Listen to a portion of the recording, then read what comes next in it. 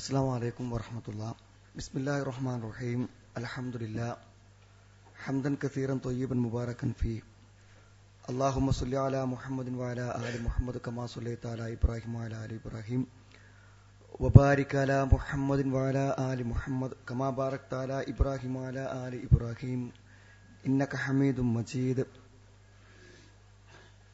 അമ്മാ ബഅദു ഫഇന്ന ഖൈറൽ കലാമി കലാമുല്ലാഹ് വഖൈറൽ ഹദീഥി കിതാബുല്ലാഹ് വഖൈറൽ ഹദിയി ഹദിയ്യു മുഹമ്മദിൻ സ്വല്ലല്ലാഹു അലൈഹി വസല്ലം വശറൽ ഉമൂരി മുഹ്ദസാതുഹാ വകുല്ലു മുഹ്ദസത്തിൻ ബിദ്അ വകുല്ലു ബിദ്അത്തിൻ ളലാല. അഊദു ബില്ലാഹി മിനശ് ശൈത്വാനിർ റജീം. ബിസ്മില്ലാഹിർ റഹ്മാനിർ റഹീം. യാ അയ്യുഹല്ലദീന ആമനുത്തഖുല്ലാഹ ഹഖ്ക തുഖാതിഹി വലാ തമൂതുന്ന ഇല്ലാ വഅൻതും മുസ്ലിമൂൻ. സ്നേഹമുള്ള സത്യവിശ്വാസികളെ, സത്യവിശ്വാസിനികളെ, സഹോദരീ സഹോദരന്മാരെ, അള്ളാഹുവിന്റെ അങ്ങേയറ്റത്തെ അനുഗ്രഹം കൊണ്ടും കാരുണ്യം കൊണ്ടും നമ്മുടെ ദീൻ പഠിക്കുവാനുള്ള, ഇസ്ലാമിനെ കുറിച്ച് പഠിക്കുവാനുള്ള ഒരു സമ്പൂർണമായ പഠനത്തിനുള്ള ഒരു വേദി നമ്മുടെ പെരിന്തൽമണ്ണ സലഫി കോംപ്ലക്സിൽ വെച്ച് ആരംഭിക്കുകയാണ്. അൽഹംദുലില്ലാഹ്. നമ്മുടെ ഗൾഫിലുള്ള സലഫി പ്രവർത്തകന്മാരുടെയും അതേപോലെ തന്നെ ബൈലക്സിലെ മലയാളം ഇസ്ലാമിക് ക്ലാസ് റൂമിന്റെയും നമ്മുടെ പെരിന്തൽമണ്ണയിലുള്ള സലഫി പ്രവർത്തകന്മാരുടെയും സംയുക്തമായിട്ടുള്ള ഒരു സംരംഭമാണ് ദിറാസത്തുദ്ദീൻ, ഇസ്ലാം സമ്പൂർണ്ണ പഠനം. ദീൻ പഠിക്കുവാനുള്ള ഒരു നല്ല ഒരവസരമായിട്ടാണ് നമ്മൾ ഈ പരിപാടി ഇൻഷാ അല്ലാഹ് ഇവിടെ ആരംഭിക്കാൻ പോകുന്നത്. എല്ലാ തിങ്കളാഴ്ചകളിലും മഗ്രിബ് നമസ്കാരത്തിന് ശേഷം ഒരമണിക്കൂർ കഴിഞ്ഞാൽ, മഗ്രിബിന്റെ സമയം മാറി മാറി വരുന്നത് കൊണ്ട് മഗ്രിബ് ജമാഅത്ത് കഴിഞ്ഞാൽ ഒരമണിക്കൂറിന് ശേഷം ആരംഭിക്കുന്ന രൂപത്തിലാണ് ഈ പരിപാടിയുടെ സമയം നമ്മൾ നിശ്ചയിച്ചിരിക്കുന്നത് എല്ലാ തിങ്കളാഴ്ചകളിലും. ഇതിന്റെ ഉദ്ദേശം നമുക്കെല്ലാവർക്കും മനസ്സിലാക്കാവുന്നതേ ഉള്ളൂ. നമ്മുടെ കേരളത്തിലെ നമ്മുടെ സലഫി പ്രബോധനത്തിലെ അതിശക്തമായ ഒരു വഴിത്തിരിവ് കഴിഞ്ഞ 10 വർഷങ്ങൾക്ക് മുമ്പ് ഇസ്ലാമിക പഠനത്തിൽ സംഭവിച്ചിട്ടുണ്ട്. തൗഹീദ് ഉൾക്കൊണ്ട് കഴിഞ്ഞാൽ പിന്നെ ഇസ്ലാമിനെ കുറിച്ചുള്ള ഒരു സമ്പൂർണമായ ഒരു അറിവിനോ ഒരു പഠനത്തിനോ ഒരു ഉത്സാഹം പൊതുവെ പൊതുജനങ്ങളിൽ കുറഞ്ഞു വന്നിരുന്ന ഒരവസ്ഥ വർഷങ്ങൾക്ക് മുമ്പ് നമ്മുടെ നാട്ടിലെ സലഫി പ്രബോധന രംഗത്തെ, ഇസ്ലാഹി പ്രബോധന രംഗത്തെ ഒരു പ്രത്യേകതയായിരുന്നു. എന്നാൽ നമുക്കിടയിലുണ്ടായിരുന്ന ചെറിയ അഭിപ്രായ വ്യത്യാസങ്ങളുടെ ഒരു സാഹചര്യത്തിൽ ദീനിനെ കുറിച്ച് ശരിക്ക് പഠിക്കുവാനുള്ള ഒരു താല്പര്യം ആളുകളിൽ കണ്ടു തുടങ്ങി. അതിന്റെ അടിസ്ഥാനത്തിൽ തന്നെ ആളുകൾക്ക് പഠിക്കുവാനുള്ള പഠനവേദികൾ നമ്മുടെ നാടുകളിൽ വർദ്ധിച്ചു വന്നു. നമ്മുടെ വിജ്ഞാനവേദികൾ, അതേപോലെ തന്നെ QHLSകൾ, പല സ്ഥലങ്ങളിൽ നടക്കുന്ന പൊതുപരിപാടികൾ, അതേപോലെ പല പ്രദേശങ്ങളിലും തഅലീമായിട്ട് കിതാബുകൾ വെച്ച് പണ്ഡിതന്മാർ വായിച്ചു കൊടുക്കുന്ന രൂപം, ഇങ്ങനെ വ്യത്യസ്തമായ പഠന രീതികൾ നമ്മുടെ നാട്ടിൽ കടന്നു വരികയും ധാരാളം ആളുകൾ താല്പര്യത്തോടുകൂടി അതിൽ പങ്കെടുക്കുന്ന ഒരു അവസ്ഥാവിശേഷം ഉണ്ടാവുകയും ചെയ്തു. പക്ഷെ ഇവിടെയെല്ലാം നമ്മൾ കാണുന്ന ഒരു അപൂർണത, അതിന്റെ പരിഹാരമാണ് യഥാർത്ഥത്തിൽ ദിറാസത്തുദ്ദീൻ. അതായത് ഇപ്പോൾ ഒരു വിജ്ഞാനവേദിയൊക്കെ ഒരാൾ പോകുന്ന സമയത്ത് അവിടെ ഏതാണോ പ്രസക്തമായി തോന്നുന്നൊരു വിഷയം അത് തെരഞ്ഞെടുക്കുക, അതിൽ പ്രഭാഷണം നടത്തുക എന്നുള്ളതാണ്. ചിലപ്പോൾ അടിസ്ഥാനപരമായ കാര്യങ്ങളെക്കുറിച്ച് അറിയാത്ത ഒരാളായിരിക്കും ആ ക്ലാസ് ശ്രദ്ധിക്കുന്നുണ്ടായിരിക്കുക. അതേപോലെ ഖുതുബകൾ, ആ ഖതീബിനെ സംബന്ധിച്ചിടത്തോളം സാന്ദർഭികമായി തോന്നുന്നൊരു വിഷയം അവിടെ പഠിപ്പിക്കേ ചെയ്യുള്ളൂ. അപ്പൊ ചിലപ്പോൾ ഒരു 10 കൊല്ലോ 15 കൊല്ലോ 25 കൊല്ലോ ഒരേ പള്ളിയിൽ ജുമാക്ക് കൂടിയാലും ഒരേ ക്ലാസ്സുകളിൽ പങ്കെടുത്താലും ചിലപ്പോൾ അടിസ്ഥാനപരമായ ചില വിഷയങ്ങൾ അയാൾ ജീവിതത്തിൽ തീരെ കേൾക്കാതെ പോകും. കാരണം ഒരു ക്രമപ്രബുദ്ധമായിട്ടുള്ള ഒരു പഠന രീതി ഇല്ലെങ്കിൽ അറിയേണ്ട പല കാര്യങ്ങളും വിട്ടുപോകാൻ വലിയ സാധ്യതയുണ്ട്. അതുകൊണ്ട് നമ്മുടെ ഗൾഫിൽ നിന്ന് ഇതിന്റെ സംഘാടനത്തിന് മുന്നോട്ട് വന്ന സഹോദരന്മാർ പറഞ്ഞ ഏറ്റവും പ്രധാനപ്പെട്ട ഒരു പ്രശ്നമാണിത്. അതായത് തലക്കൻ ഇസ്ലാമിനെ കുറിച്ച് ഒരാൾ ഒരു മുസ്ലിം ആയി കഴിഞ്ഞാൽ, അതിൽ ഇസ്ലാമിനെ കുറിച്ച് പഠിക്കാൻ താല്പര്യപ്പെട്ട് കഴിഞ്ഞാൽ സമ്പൂർണമായി നമ്മുടെ വിശ്വാസ കാര്യങ്ങളിൽ വിശ്വാസി അടിസ്ഥാനപരമായി എന്തൊക്കെ അറിയണോ അത് മുഴുവൻ ഓരോ അധ്യായങ്ങളായി പഠിച്ചു പോകുക എന്നുള്ളതാണ്. അപ്പൊ അതിൽ സാധാരണഗതിയിലും ഒരു പുസ്തകത്തെ കേന്ദ്രീകരിച്ച് മാത്രം പഠിപ്പിക്കുമ്പോൾ ഒരു പക്ഷേ ആഴമായ ഒരു പഠനം ആവശ്യപ്പെടുന്ന ആളുകൾക്ക് ഒരു പക്ഷേ അതിലൊരു വിരസത അനുഭവപ്പെട്ടേക്കാം. ആഴമായി പഠിക്കാൻ താല്പര്യപ്പെടാത്ത ആളുകളെ സംബന്ധിച്ചിടത്തോളം ഒരു പക്ഷേ ഒരു പുസ്തകം വായിച്ച് പരിഭാഷപ്പെടുത്തി വിശദീകരിച്ച് പോകുമ്പോൾ അതവർക്ക് താല്പര്യമില്ലാത്തൊരവസ്ഥ വന്നേക്കാം. അതുകൊണ്ട് തന്നെ എല്ലാവർക്കും ആഴമായി പഠിക്കാൻ ആഗ്രഹിക്കുന്ന ആളുകൾക്കും ഒരു അടിസ്ഥാനപരമായി പഠിക്കാൻ ആഗ്രഹിക്കുന്നവർക്കും സമ്പൂർണമായൊരു പഠനം ആഗ്രഹിക്കുന്ന എല്ലാവർക്കും ഉപകാരപ്പെടുന്ന ഒരു ക്ലാസ് ആയിട്ടാണ് നമ്മൾ ദിറാസത്തുദ്ദീനിനെ നമ്മുടെ ലോകത്തുള്ള മുഴുവൻ മലയാളികൾക്കും പരിചയപ്പെടുത്താൻ ഉദ്ദേശിക്കുന്നത്. അപ്പൊ അതിങ്ങനെ വിശ്വാസ കാര്യങ്ങളെക്കുറിച്ച് ആദ്യം കുറച്ച് ക്ലാസ്സുകൾ, ഒരു 10-100 ക്ലാസ്സുകളെ കൊണ്ട്, ഒരു 100 ആഴ്ചകളെ കൊണ്ട് ഒരു പക്ഷേ സമ്പൂർണമായി ഇസ്ലാമിന്റെ അടിസ്ഥാന കാര്യങ്ങൾ ആളുകളെ പഠിപ്പിക്കാൻ കഴിയും എന്നുള്ളൊരു പ്രതീക്ഷ നമ്മളെ സംബന്ധിച്ചിടത്തോളം ഉണ്ട്. അപ്പൊ അത് തുടർന്നു കഴിഞ്ഞാൽ ആ പഠനം പൂർത്തിയാകുന്നത് വരെ ഇത് തുടരാനാണ് നമ്മൾ ആഗ്രഹിക്കുന്നത്. 2 കാര്യം ഇവിടെ പ്രാധാന്യപൂർവ്വം ഇത് പഠിക്കാൻ ആഗ്രഹിക്കുന്ന ആളുകളോട് നമുക്ക് പറയാനുണ്ട്. ഒന്നാമത്തത്, ഇതിന്റെ 1ാമത്തെ ക്ലാസ് മുതൽ ഇനി ഒരു തിങ്കളാഴ്ചയും ഇത് നഷ്ടപ്പെട്ടു പോകാതെ തുടർച്ചയായി കേൾക്കാൻ നമ്മുടെ മലയാളം ഇസ്ലാമിക് ക്ലാസ് റൂമിലൂടെ, അല്ലെങ്കിൽ ഇവിടെ വന്ന് നേരിട്ട് ക്ലാസ്സുകൾ കേൾക്കുന്ന ആളുകൾ, അല്ലെങ്കിൽ salafi.tv.com ലൈവായിട്ട് ഇത് നേരിട്ട് കേൾക്കാൻ ഉദ്ദേശിക്കുന്ന ആളുകൾ എല്ലാവരും ശ്രദ്ധിക്കേണ്ട ഒരു കാര്യം, ഒരു ക്ലാസ് പോലും മിസ്സാവാതെ ഇതിന്റെ തുടക്കം മുതൽ അവസാനം വരെ ആ സമ്പൂർണ്ണ ഇസ്ലാമിക പഠനത്തിൽ ഞാൻ ഉണ്ടായിരുന്നു, അതിലൊരു ക്ലാസ്സും എനിക്ക് നഷ്ടപ്പെട്ടു പോയിട്ടില്ല എന്ന് ഉറപ്പുവരുത്തുക മാത്രമല്ല, സാധിക്കുമെങ്കിൽ നമ്മൾ ഇന്നു മുതൽ തന്നെ ഒരു നോട്ട് പുസ്തകവും ഒരു പേനയും സംഘടിപ്പിച്ച് നമ്മൾ കമ്പ്യൂട്ടറിന് മുന്നിലിരിക്കുകയാണെങ്കിലും നേരിട്ട് വരികയാണെങ്കിലും നമുക്ക് ആ ക്ലാസ്സിൽ നിന്ന് കിട്ടുന്ന പ്രധാന കാര്യം, അല്ലെങ്കിൽ പുതിയൊരു അറിവായി നമുക്ക് കിട്ടുന്ന കാര്യം നമ്മുടേതായ ഭാഷയിൽ എഴുതി വെക്കാനും അത് ആവർത്തിച്ച് വായിച്ചു നോക്കാനും ശ്രമിച്ചാൽ ഒരു പക്ഷേ ജീവിതകാലം മുഴുവൻ നമുക്ക് മാത്രമല്ല നമ്മുടെ മക്കൾക്കും നമ്മുടെ സുഹൃത്തുക്കൾക്കൊക്കെ നമുക്കറിയുന്ന ആശയങ്ങൾ കൈമാറുവാനുള്ള ഒരു പഠന രീതിയായി ഇത് മാറാൻ സാധ്യതയുണ്ട് എന്നാണ് മനസ്സിലാവുന്നത്. പിന്നെ ഇന്നൊരു പക്ഷേ നമ്മളുടെ ശ്രോതാക്കൾ അതേപോലെ തന്നെ ബൈലക്സിലൊക്കെ ശ്രദ്ധിക്കുന്ന ആളുകളുടെ എണ്ണത്തിൽ ഒരു തുടക്കം എന്ന നിലക്ക് അറിയാത്തത് കൊണ്ട് ചില പരിമിതികളും ചില കാര്യങ്ങളൊക്കെ ഉണ്ടായേക്കാം. പക്ഷെ നമ്മൾ ആഗ്രഹിക്കുന്ന ഇത് കേരളത്തിൽ മൊത്തം ആളുകൾ പരിചയപ്പെട്ട് കഴിഞ്ഞാൽ ഒരു പക്ഷേ ബൈലക്സിന്റെ ഒരു കപ്പാസിറ്റി ഉണ്ടല്ലോ നമുക്ക്, അതിൽ താങ്ങാവുന്ന ആളുകളല്ല ഇത് കേൾക്കാൻ സാധ്യതയുള്ളത്. അതുകൊണ്ട് തന്നെ കേൾക്കുന്ന ആളുകൾ ഏതെങ്കിലും ഒരു ഫോണിലാണെങ്കിൽ ഒരു റേഡിയോ ഉപയോഗിക്കുമ്പോൾ, അല്ലെങ്കിൽ ബൈലക്സിൽ ഒരു ഐഡിയ ഉപയോഗിക്കുമ്പോൾ അതെന്ത് ചെയ്യുക, കൂടുതൽ ആളുകൾക്ക് പ്രയോജനപ്പെടുക. ഇപ്പൊ ഒരു വീട്ടിൽ തന്നെ 4 ആൾ റേഡിയോ കേൾക്കുന്നതിന് പകരം ഒരാളുടെ റേഡിയോയിൽ ബാക്കി ആളുകളും കേൾക്കുകയാണെങ്കിൽ ഒരു പക്ഷേ ലോകത്ത് തന്നെ ധാരാളം ആളുകൾക്ക് കേൾക്കാൻ അതിൽ അവസരം ഉണ്ടാവും. പുതിയ റൂമുകൾ തുറന്നാൽ പോലും ഒരു പക്ഷേ ഇതിന്റെ ഒരു പ്രയോജനം മനസ്സിലാക്കി കഴിഞ്ഞാൽ കേരളത്തിൽ ഇത് കേൾക്കുന്നവരുടെ എണ്ണം മറ്റേതു പഠന രംഗത്തെക്കാളും അധികമായിരിക്കും എന്നാണ് നമ്മൾ വിശ്വസിക്കുന്നത്. അതുകൊണ്ട് തന്നെ ഇത് കൂടുതൽ ആളുകളെ കേൾപ്പിക്കാനുള്ള അവസരങ്ങൾ നമ്മുടെ സലഫി സെന്ററുകൾ, അതേപോലെ തന്നെ പള്ളികൾ, ഇതേപോലുള്ള പൊതുവായ പഠന കേന്ദ്രങ്ങളിലെല്ലാം തിങ്കളാഴ്ച ഇതിനു വേണ്ടി മാറ്റിവെക്കുകയും അത് ലൈവായി തന്നെ ആളുകൾക്ക് കേൾക്കാനുള്ള സംവിധാനം ഏർപ്പെടുത്തിയാൽ നമ്മുടെ നാടുകളിൽ മിക്കവാറും സ്ഥലങ്ങളിൽ ഇതുപോലെ ഒരുപക്ഷെ ഇവിടെ കേൾക്കുന്നതിനേക്കാളും ആളുകൾ ഇതിന്റെ ബൈലക്സിന്റെയും അതേപോലെ തന്നെ salafi.tv.com ഒക്കെ മുന്നിൽ നിന്ന് ലൈവായിട്ട് ഇത് കേൾക്കാൻ അവസരമുണ്ടാകും. ഇന്ന് മുതൽ തന്നെ ഇതിലെല്ലാം നമുക്ക് പ്രക്ഷേപണം സാധ്യമാകുന്നുണ്ട്. അതേപോലെ തന്നെ ദാവാ വോയിസിൽ ഈ പ്രസംഗം ഡൗൺലോഡ് ചെയ്ത് കേൾക്കാൻ അവസരമുണ്ടാകും. അതിലുപരി നമ്മൾ ഉദ്ദേശിക്കുന്നത് ഇത് MP3 ആയിട്ടോ അല്ലെങ്കിൽ വീഡിയോ CD-കളായിട്ടോ നമ്മൾ ഇസ്ലാമിനെ പഠിക്കാൻ ആഗ്രഹിക്കുന്ന ആളുകൾക്ക് ഒരു പൊതുവായൊരു പാക്കേജ് ആയിട്ട് കൊടുക്കാവുന്ന രൂപത്തിൽ ഈ പഠനം പൂർത്തിയായി കഴിഞ്ഞാൽ ഏതു കാലത്തും ഉപയോഗിക്കുന്ന, ഇപ്പൊ നമ്മൾ അമാനി മൗലിക പരിഭാഷ ഉപയോഗിക്കുന്ന പോലെ ഏത് കാലത്തും ആളുകൾക്ക് ഉപയോഗിക്കാൻ പറ്റുന്ന ഒരു പഠന സംരംഭമായിട്ടാണ് നമ്മൾ ഇതിനെ ഉദ്ദേശിക്കുന്നത്. അതുകൊണ്ട് വ്യത്യസ്തമായ പ്രയോജനം ഉദ്ദേശിച്ചുകൊണ്ടുള്ള ഒരു പരിപാടി എന്ന നിലയ്ക്ക് നമ്മളെല്ലാവരും ഇതിനെ എങ്ങനെ പ്രയോജനപ്പെടുത്താം, ധാരാളം ആളുകളെ കേൾപ്പിക്കുവാനും മറ്റുള്ളവർക്ക് എത്തിച്ചു കൊടുക്കുവാനും നമുക്കിത് മുടങ്ങാതെ പങ്കെടുക്കുവാനും എല്ലാം എന്തു ചെയ്യാൻ പറ്റും എന്നതിനെക്കുറിച്ച് ഗൗരവപരമായ ഒരു ആലോചന നമ്മൾ നടത്തുകയും അതിന് അവസരങ്ങൾ ഉണ്ടാക്കുകയും ചെയ്യണമെന്ന് മാത്രമാണ് ഈ സന്ദർഭത്തിൽ പറയാനുള്ളത്.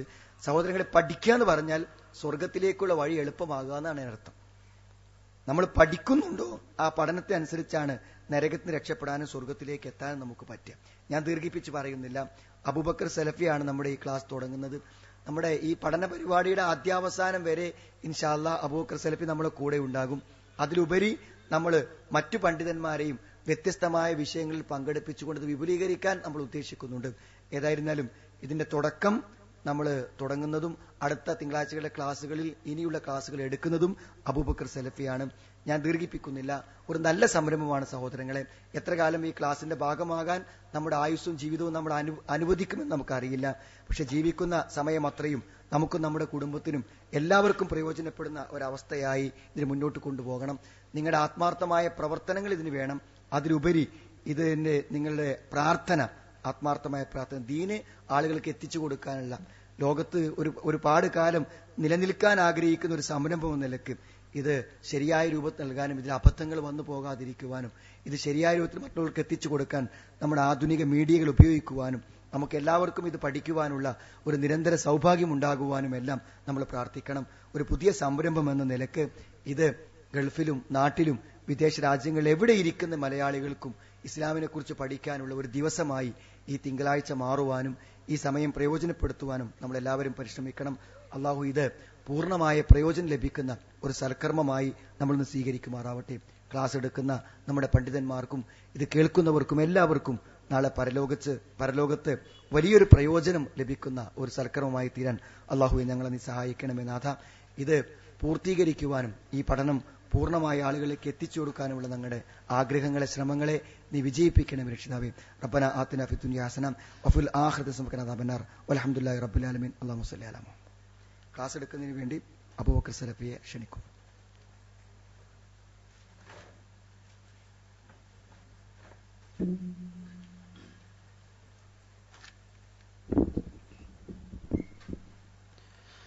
അസ്സലാമു അലൈക്കും വറഹ്മത്തുള്ളാഹി.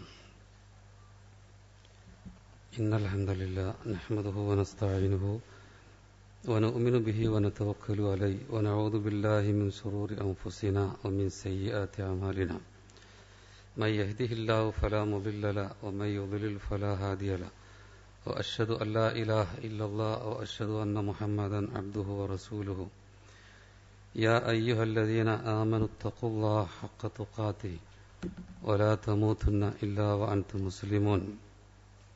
يا أيها الذين آمنوا اتقوا الله وقولوا قولا سديدا يصلح لكم أعمالكم ويغفر لكم ذنوبكم ومن يطع الله ورسوله فقد فاز فوزا عظيما. أما بعد فإن خير الحديث كتاب الله وخير الهدي هدي محمد صلى الله عليه وسلم وشر الأمور محدثاتها وكل محدثة بدعة وكل بدعة ضلالة وكل ضلالة في النار. ബഹുമാനപ്പെട്ട പണ്ഡിതന്മാരെ, സഹോദരന്മാരെ, സഹോദരിമാരെ,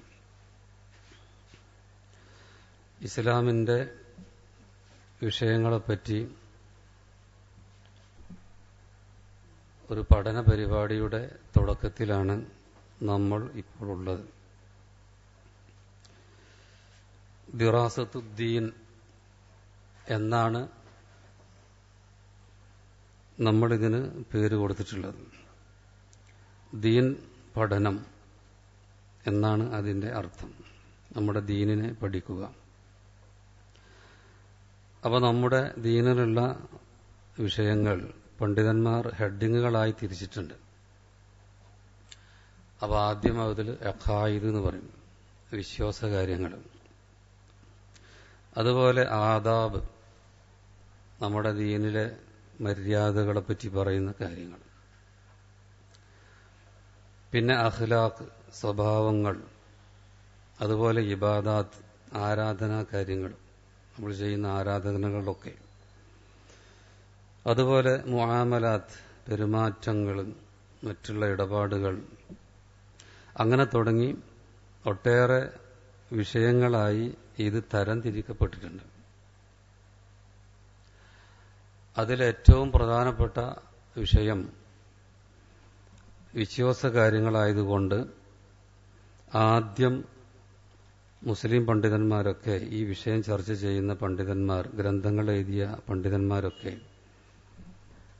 ആദ്യം ചർച്ച ചെയ്തിരിക്കുന്നത് വിശ്വാസപരമായ വിഷയങ്ങളെ പറ്റിയാണ്. അതുകൊണ്ട് നമ്മളും അങ്ങനെയാണ് തുടങ്ങുക. വിശ്വാസപരമായ വിഷയങ്ങൾ അത് ചർച്ച ചെയ്തതിനു ശേഷം അടുത്ത വിഷയത്തിലേക്ക് പ്രവേശിക്കുക എന്ന അതേ രീതി തന്നെയാണ് നമ്മളിവിടെ തുടരുന്നത്. അപ്പോൾ ദിറാസത്തുദ്ദീൻ, ദീൻ പഠനം, ഈ ദീന്, ഞാൻ ഈ അഖീദ എന്ന ആ വിഷയത്തിലേക്ക് കടക്കുന്നതിന് മുമ്പ് ഈ ദീന് കൊണ്ടുള്ള ഉദ്ദേശം അതും കൂടെ ഒന്ന് സൂചിപ്പിക്കുകയാണ്. മതം എന്ന് പറഞ്ഞാൽ നമ്മളിതുകൊണ്ട് ഉദ്ദേശിച്ചത് ഇസ്ലാം മതം, അതൊന്ന് മാത്രം. ഇസ്ലാം മതത്തിലുള്ള വിഷയങ്ങളാണ് ഇവിടെ ചർച്ച ചെയ്യുന്നത്. അപ്പൊ എന്തുകൊണ്ടാണ് ഇസ്ലാം എന്നതിന്റെ ഉത്തരം നമുക്കൊക്കെ അറിയാം. എന്നാൽ ഇതൊരു മുസ്ലിം അല്ലാത്ത ഒരാൾ ചിലപ്പോൾ കേൾക്കുന്നുവെങ്കിൽ ഇതെന്തോ ഒരു വർഗീയമായ കാര്യമാണ് എന്നൊക്കെ ചിന്തിക്കാൻ സാധ്യതയുണ്ട്. അതല്ലെങ്കിൽ എന്താണ് ഇസ്ലാമിനെ പറ്റി മാത്രം. അപ്പൊ അതിനൊക്കെയുള്ള ഒരു രണ്ട് കാര്യം ഞാനിവിടെ സൂചിപ്പിക്കുകയാണ്.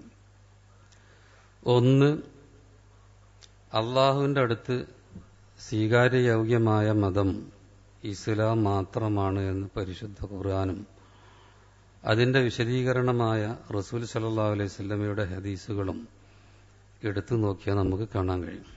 അപ്പൊ ഇത് നമ്മൾ ഇസ്ലാമാണ് അള്ളാഹിന്റെ അടുത്ത് സ്വീകാര്യമായ മതം എന്ന് പറയുമ്പോൾ മുസ്ലിങ്ങളല്ലാത്തവരെ ദേഷ്യം പിടിപ്പിക്കാൻ വേണ്ടി പറയുന്നതല്ല. ഇത് കേട്ടാൽ ഒരു പക്ഷേ മുസ്ലിങ്ങളും ദേഷ്യം പിടിച്ചേക്കാം. കാരണം മുസ്ലിം എന്ന പേര് സ്വീകരിച്ചതുകൊണ്ടൊന്നും ഒരാൾ രക്ഷപ്പെടാൻ പോകുന്നില്ല. ഇസ്ലാമിന് കുറെ അടിസ്ഥാനപരമായ വിഷയങ്ങളുണ്ട്. അതൊക്കെ അവർ ജീവിതത്തിൽ പകർത്തിയെങ്കിലേ രക്ഷ ഉണ്ടാവുള്ളൂ.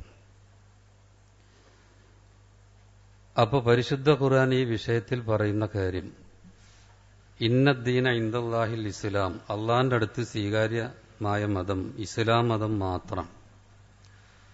വമൻ യബ്തഗി ഗൈറൽ ഇസ്ലാം, ഇസ്ലാം അല്ലാത്ത ഒരു ദീന്, ഒരു മതം ആരെങ്കിലും സ്വീകരിച്ചാൽ, ആഗ്രഹിച്ചാൽ, ഫലൻ യുഖ്ബല മിൻഹു, അവനിൽ നിന്നത് സ്വീകരിക്കപ്പെടുകയില്ല. മാത്രവുമല്ല വഹുവ ഫിൽ ആഖിറത്തി മിനൽ ഖാസിരീൻ, അവൻ പരലോകത്തിൽ നഷ്ടപ്പെട്ടവരുടെ കൂട്ടത്തിലായിരിക്കും എന്നാണ് പരിശുദ്ധ ഖുർആൻ പറയുന്നത്. അപ്പൊ ഈ കാര്യം ജനങ്ങളെ വളച്ചുകെട്ടില്ലാതെ നേർക്കുനേരെ നമ്മൾ അറിയിക്കുന്നത് അവരോടുള്ള സ്നേഹം കൊണ്ട് തന്നെയാണ്. വേറെ ദീനിന്റെ പിന്നാലെ പോയി ഈ ദീനിൽ നിന്ന് മാറി നിന്നാൽ അവൻ പരലോകത്തിൽ നഷ്ടപ്പെട്ട ആൾക്കാരുടെ കൂട്ടത്തിലാണ് പെടുക എന്ന് പരിശുദ്ധ ഖുർആൻ നമ്മോട് പറയുന്നുണ്ട്. അതുപോലെ അൽ യൗമ അക്മൽതു ലക്കും ദീനക്കും, ഇന്നേ ദിവസം നിങ്ങളുടെ ദീന് ഞാൻ നിങ്ങൾക്ക് പൂർത്തിയാക്കി തന്നു.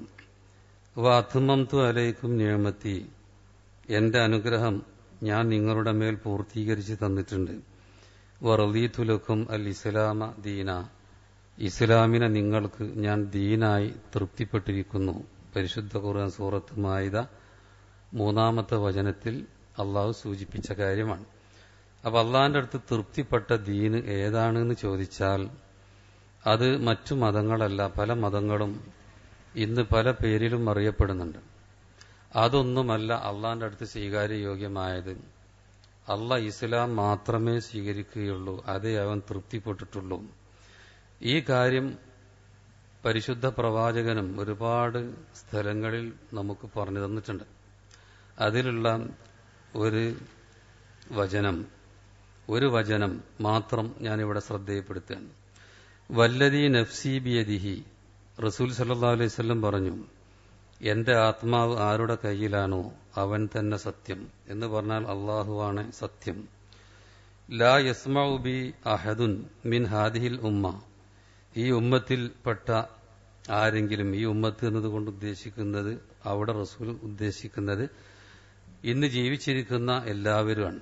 മാനവ സമൂഹത്തെ ഒന്നടങ്കം ഉദ്ദേശിച്ചിട്ടാണ് അവിടുന്ന് പറയുന്നത്. അതുകൊണ്ട് എന്നെപ്പറ്റി കേൾക്കുന്ന ഏതൊരു മനുഷ്യനും, അവൻ യഹൂദിയാവട്ടെ, വലാ നസ്രാനി അല്ലെങ്കിൽ ക്രിസ്ത്യാനിയാവട്ടെ, അങ്ങനെ അവരെന്നെപ്പറ്റി കേൾക്കുകയും സുമ്മ യമൂത്ത് എന്നിട്ട് പിന്നെ മരിച്ചു പോവുകയാണ്, വലം യുമിൻ ബില്ലദി ഉർസിൽതു ബിഹി, ഞാൻ ഏതൊരു കാര്യവുമായിട്ടാണോ അയക്കപ്പെട്ടത് അതിൽ അയാൾ വിശ്വസിക്കുകയും ചെയ്യുന്നില്ല, അങ്ങനെയാണ് അയാൾ മരിച്ചു പോകുന്നതെങ്കിൽ ഇല്ലാ കാനമിൻ അസ്ഹാബിൻ നാർ മിൻ അഹ്ലിന്നാർ, അവൻ നരകക്കാരുടെ കൂട്ടത്തിൽ പെടാതിരിക്കുകയില്ല.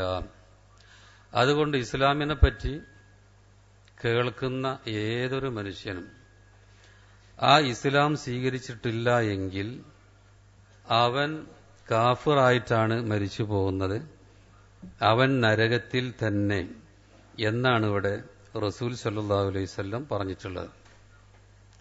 അപ്പൊ ഇവിടെ ഇസ്ലാം എന്ന് പറയുമ്പോൾ വേറൊരു കാര്യം കൂടി ഞാൻ ഇവിടെ സൂചിപ്പിക്കാം. ഇതെന്താ മുസ്ലിങ്ങളുടെ ഒരു മതത്തെപ്പറ്റി തന്നെ ഇങ്ങനെ വർഗീയമായി ഒരു അവതരണം എന്ന് ആരും ചിന്തിക്കേണ്ടതില്ല. ഇസ്ലാം എന്ന് പറഞ്ഞാൽ എന്താണ് അതുകൊണ്ടുള്ള ഉദ്ദേശം? ഇസ്ലാം എന്ന് പറഞ്ഞാൽ അതിന്റെ അർത്ഥം അൽ ഇസ്ലാം ബി മഅനാഹുൽ ആം, മൊത്തത്തിൽ പൊതുവായി അതിന്റെ അർത്ഥം എന്താ? ഇസ്ലാമുൽ വജ്ഹിലില്ല ബി മഅന തദല്ലുൽ വൽ ഇദ്ആൻ ലി അംരിഹി വൽ ഖുദൂ അൽ കാമിൽ ലഹു ബിൽ ജവാരിഹ് ലാഹിറൻ വ ബാത്തിന. ഏതൊരു മനുഷ്യന്റെയും മുഖത്തെ റബ്ബിന് കീഴ്പ്പെടുത്തുക, എങ്ങനെ പരിപൂർണമായി കീഴൊതുങ്ങിക്കൊണ്ട്, അതുപോലെ ഈ ലോകത്തിന്റെ സൃഷ്ടാവിനെ അവന്റെ നിയമങ്ങൾക്ക് മുമ്പിൽ പരമമായ വണക്കത്തോടുകൂടി അവന്റെ മുമ്പിൽ മുഖം കീഴൊതുക്കുക, സമർപ്പിക്കുക, ഇതിനാണ് ഇസ്ലാം എന്ന് പറയുക. അതുകൊണ്ട് ഞങ്ങൾ മുസ്ലിങ്ങളാണ് എന്ന് പറയുന്നവരും ഈ രൂപത്തിൽ സന്നദ്ധരാവുന്നില്ലെങ്കിൽ ഇസ്ലാമിന്റെ ഭാഷയിൽ അവർ മുസ്ലിങ്ങളാവുന്നില്ല. അപ്പൊ ഇവിടെ ഇസ്ലാം എന്ന് പറയുമ്പോൾ മുഹമ്മദ് നബി സല്ലല്ലാഹു അലൈഹി വസല്ലം കൊണ്ടുവന്ന ഒരു കാര്യമാണ് എന്ന് ചിലർ തെറ്റിദ്ധരിച്ചിട്ടുണ്ടെങ്കിൽ ആ ധാരണ ശരിയല്ല. ആ തെറ്റിദ്ധാരണയാണ് അവർക്കുള്ളത്. അത് അവർ തിരുത്തണം. ഇസ്ലാം എന്ന് പറയുന്നത് മുഹമ്മദ് മുസ്തഫ സല്ലല്ലാഹു അലൈഹി വസല്ലം 1400 കൊല്ലങ്ങൾക്ക് മുമ്പ് ഇവിടെ അവതരിപ്പിച്ച ദീനിന്റെ ഒരു പേരാണ് എന്ന നിലക്ക് ആരും മനസ്സിലാക്കേണ്ടതില്ല എന്ന് ചുരുക്കം. ഈ ലോകത്ത് മനുഷ്യർ എന്ന് വാസം തുടങ്ങിയോ ആ മനുഷ്യർക്കിടയിൽ അള്ളാഹു അവതരിപ്പിച്ച, അവൻ ഇറക്കിക്കൊടുത്ത ദീനാണ് ഇസ്ലാം എന്ന് പറയുന്നത്. ലോകത്തിലെ ആദ്യത്തെ റസൂൽ എന്ന നിലക്കറിയപ്പെടുന്ന മഹാനായ നൂഹ് അലൈഹിസ്സലാം, അദ്ദേഹത്തെപ്പറ്റി പരിശുദ്ധ ഖുർആൻ പറയുന്നത് ഇങ്ങനെയാണ്. അദ്ദേഹം തന്റെ എതിരാളികളോട് പറയുന്ന വാക്ക്, ഫൈൻ തവല്ലൈത്തും, ഞാൻ പറയുന്നത് നിങ്ങൾ കേൾക്കാതെ പിന്തിരിഞ്ഞു പോവുകയാണെങ്കിൽ, ഫമാ സഅൽതുക്കും മിൻ അജ്ർ, ഞാൻ എന്റെ ഈ പ്രവർത്തനത്തിന്, അദ്ദേഹം ഒരുപാട് കാലം അവർക്ക് വേണ്ടി പണിയെടുത്തിട്ടുണ്ട്, എന്നാൽ അതിനൊന്നും നിങ്ങളോട് ഞാനൊരു പ്രതിഫലം ചോദിക്കുന്നില്ല. ഇൻ അജ്രിയ ഇല്ലാ അലല്ലാഹ്, എന്റെ പ്രതിഫലം അള്ളാന്റെ അടുത്താണ്, അവൻ തരും. പിന്നെ അദ്ദേഹം പറയുന്ന വാചകം, വ ഉമിർത്തു അൻ അകൂന മിനൽ മുസ്ലിമീൻ, ഞാൻ മുസ്ലിങ്ങളുടെ കൂട്ടത്തിൽ ഉൾപ്പെടാൻ വേണ്ടി കൽപ്പിക്കപ്പെട്ടിട്ടുണ്ട്. അപ്പൊ ലോകത്തിലെ ആദ്യത്തെ റസൂൽ എന്ന നിലക്കറിയപ്പെട്ട നൂഹ് അലൈഹിസ്സലാം, അദ്ദേഹം കൽപ്പിക്കപ്പെട്ടത് മുസ്ലിമായി ജീവിക്കാൻ വേണ്ടിയിട്ടാണ് എന്നാണ് ഇവിടെ പരിശുദ്ധ ഖുർആൻ നമുക്ക് പറഞ്ഞു തരുന്നത്. അതുപോലെ പ്രവാചക തറവാട്ടിലെ കാരണവർ എന്ന നിലക്ക് നമ്മളൊക്കെ പരിചയപ്പെടുത്തുന്ന മഹാനായ ഇബ്രാഹിം അലൈഹിസ്സലാം, ഖലീലുള്ള ഇബ്രാഹിം അലൈഹിസ്സലാം, അദ്ദേഹത്തെപ്പറ്റി പരിശുദ്ധ ഖുർആൻ പറയുന്നു, വമൻ യർഗബു അൻ മില്ലത്തി ഇബ്രാഹീമ ഇല്ലാമൻ സഫിഹ നഫ്സഹു, ഇബ്രാഹിം അലൈഹിസ്സലാമിന്റെ മില്ലത്തിനെ ആരെങ്കിലും വെറുക്കുന്നുണ്ടെങ്കിൽ അവർ സ്വന്തത്തെ വിഡ്ഢികളാക്കിയവർ മാത്രമാണ്. ഇബ്രാഹിം അലൈഹിസ്സലാമിന്റെ മാർഗം അത് ഇഷ്ടപ്പെടാത്തവർ വിഡ്ഢികളാണ്, വിവരമില്ലാത്തവരാണ് എന്നാണ് പരിശുദ്ധ ഖുർആൻ പറയുന്നത്. പിന്നെ പറയുന്നതോ, വലഖദ് ഇസ്തഫൈനാഹു ഫിദ്ദുനിയ, ദുനിയാവിലും നമ്മൾ അദ്ദേഹത്തെ പ്രത്യേകമായി തെരഞ്ഞെടുത്തിട്ടുണ്ട്. വഇന്നഹു ഫിൽ ആഖിറത്തി ലമിന സ്വാലിഹീൻ, പരലോകത്തിൽ അദ്ദേഹം സ്വാലിഹീങ്ങളുടെ, സജ്ജനങ്ങളുടെ കൂട്ടത്തിലായിരിക്കും തീർച്ച. ഇത് ഖാല ലഹു റബ്ബുഹു അസ്ലിം, അദ്ദേഹത്തിന്റെ റബ്ബ് അദ്ദേഹത്തോട് പറഞ്ഞു, നീ മുസ്ലിം ആവുക, അസ്ലിം, നീ കീഴൊതുങ്ങുക, ജീവിതത്തെ സൃഷ്ടാവിന് മുമ്പിൽ സമർപ്പിക്കുക, അള്ളാഹുവിന്റെ നിയമങ്ങൾക്ക് മുമ്പിൽ സമ്പൂർണമായി കീഴടങ്ങുക, അതൊക്കെയാണ് അസ്ലിം എന്ന് പറഞ്ഞാൽ. അപ്പോ ഇബ്രാഹിം അലൈഹിസ്സലാമിനോട് അള്ളാഹു പറയുന്നത് നീ മുസ്ലിം ആവുക എന്ന്. ഖാല, അപ്പോൾ അദ്ദേഹം പറഞ്ഞു, അസ്ലംതു റബ്ബിൽ ആലമീൻ, ലോകങ്ങളുടെ റബ്ബിന് ഞാനിതാ മുസ്ലിം ആയിരിക്കുന്നു എന്നാണ് അദ്ദേഹം പറഞ്ഞിട്ടുള്ളത്. എന്നിട്ട് ഇതേ കാര്യം, ഈ മുസ്ലിം ആവുക എന്ന കാര്യം, ആ കാര്യം അദ്ദേഹം സ്വന്തം തന്റെ മക്കളെ ഉപദേശിച്ചതാണ് തൊട്ടു താഴെ പരിശുദ്ധ ഖുർആൻ പറയുന്നത്. വസാബിഹ ഇബ്രാഹിമു ബനീഹി, ആ കാര്യം ഇബ്രാഹിം അലൈഹിസ്സലാം തന്റെ മക്കളെ ഉപദേശിച്ചു. അതുപോലെ യാക്കൂബ് അലൈഹിസ്സലാം മറ്റൊരു പ്രവാചകനാണ്. എന്നിട്ട് അദ്ദേഹം പറഞ്ഞു, യാ ബനിയ, എന്റെ മക്കളെ, ഇന്നല്ലാഹ് സ്തഫാ ലക്കുമുദ്ദീൻ, തീർച്ചയായും അള്ളാഹു ഈ ദീന് നിങ്ങൾക്ക് വേണ്ടി പ്രത്യേകമായി തെരഞ്ഞെടുത്ത് തന്നിരിക്കുന്നു. അതുകൊണ്ട് ഫലാ തമൂത്തുന്ന, നിങ്ങളിൽ ഒരാളും തന്നെ മരിക്കാൻ ഇടവരരുത്, ഇല്ലാ വഅൻതു മുസ്ലിമൂൻ, നിങ്ങൾ മുസ്ലിങ്ങളായിട്ടല്ലാതെ.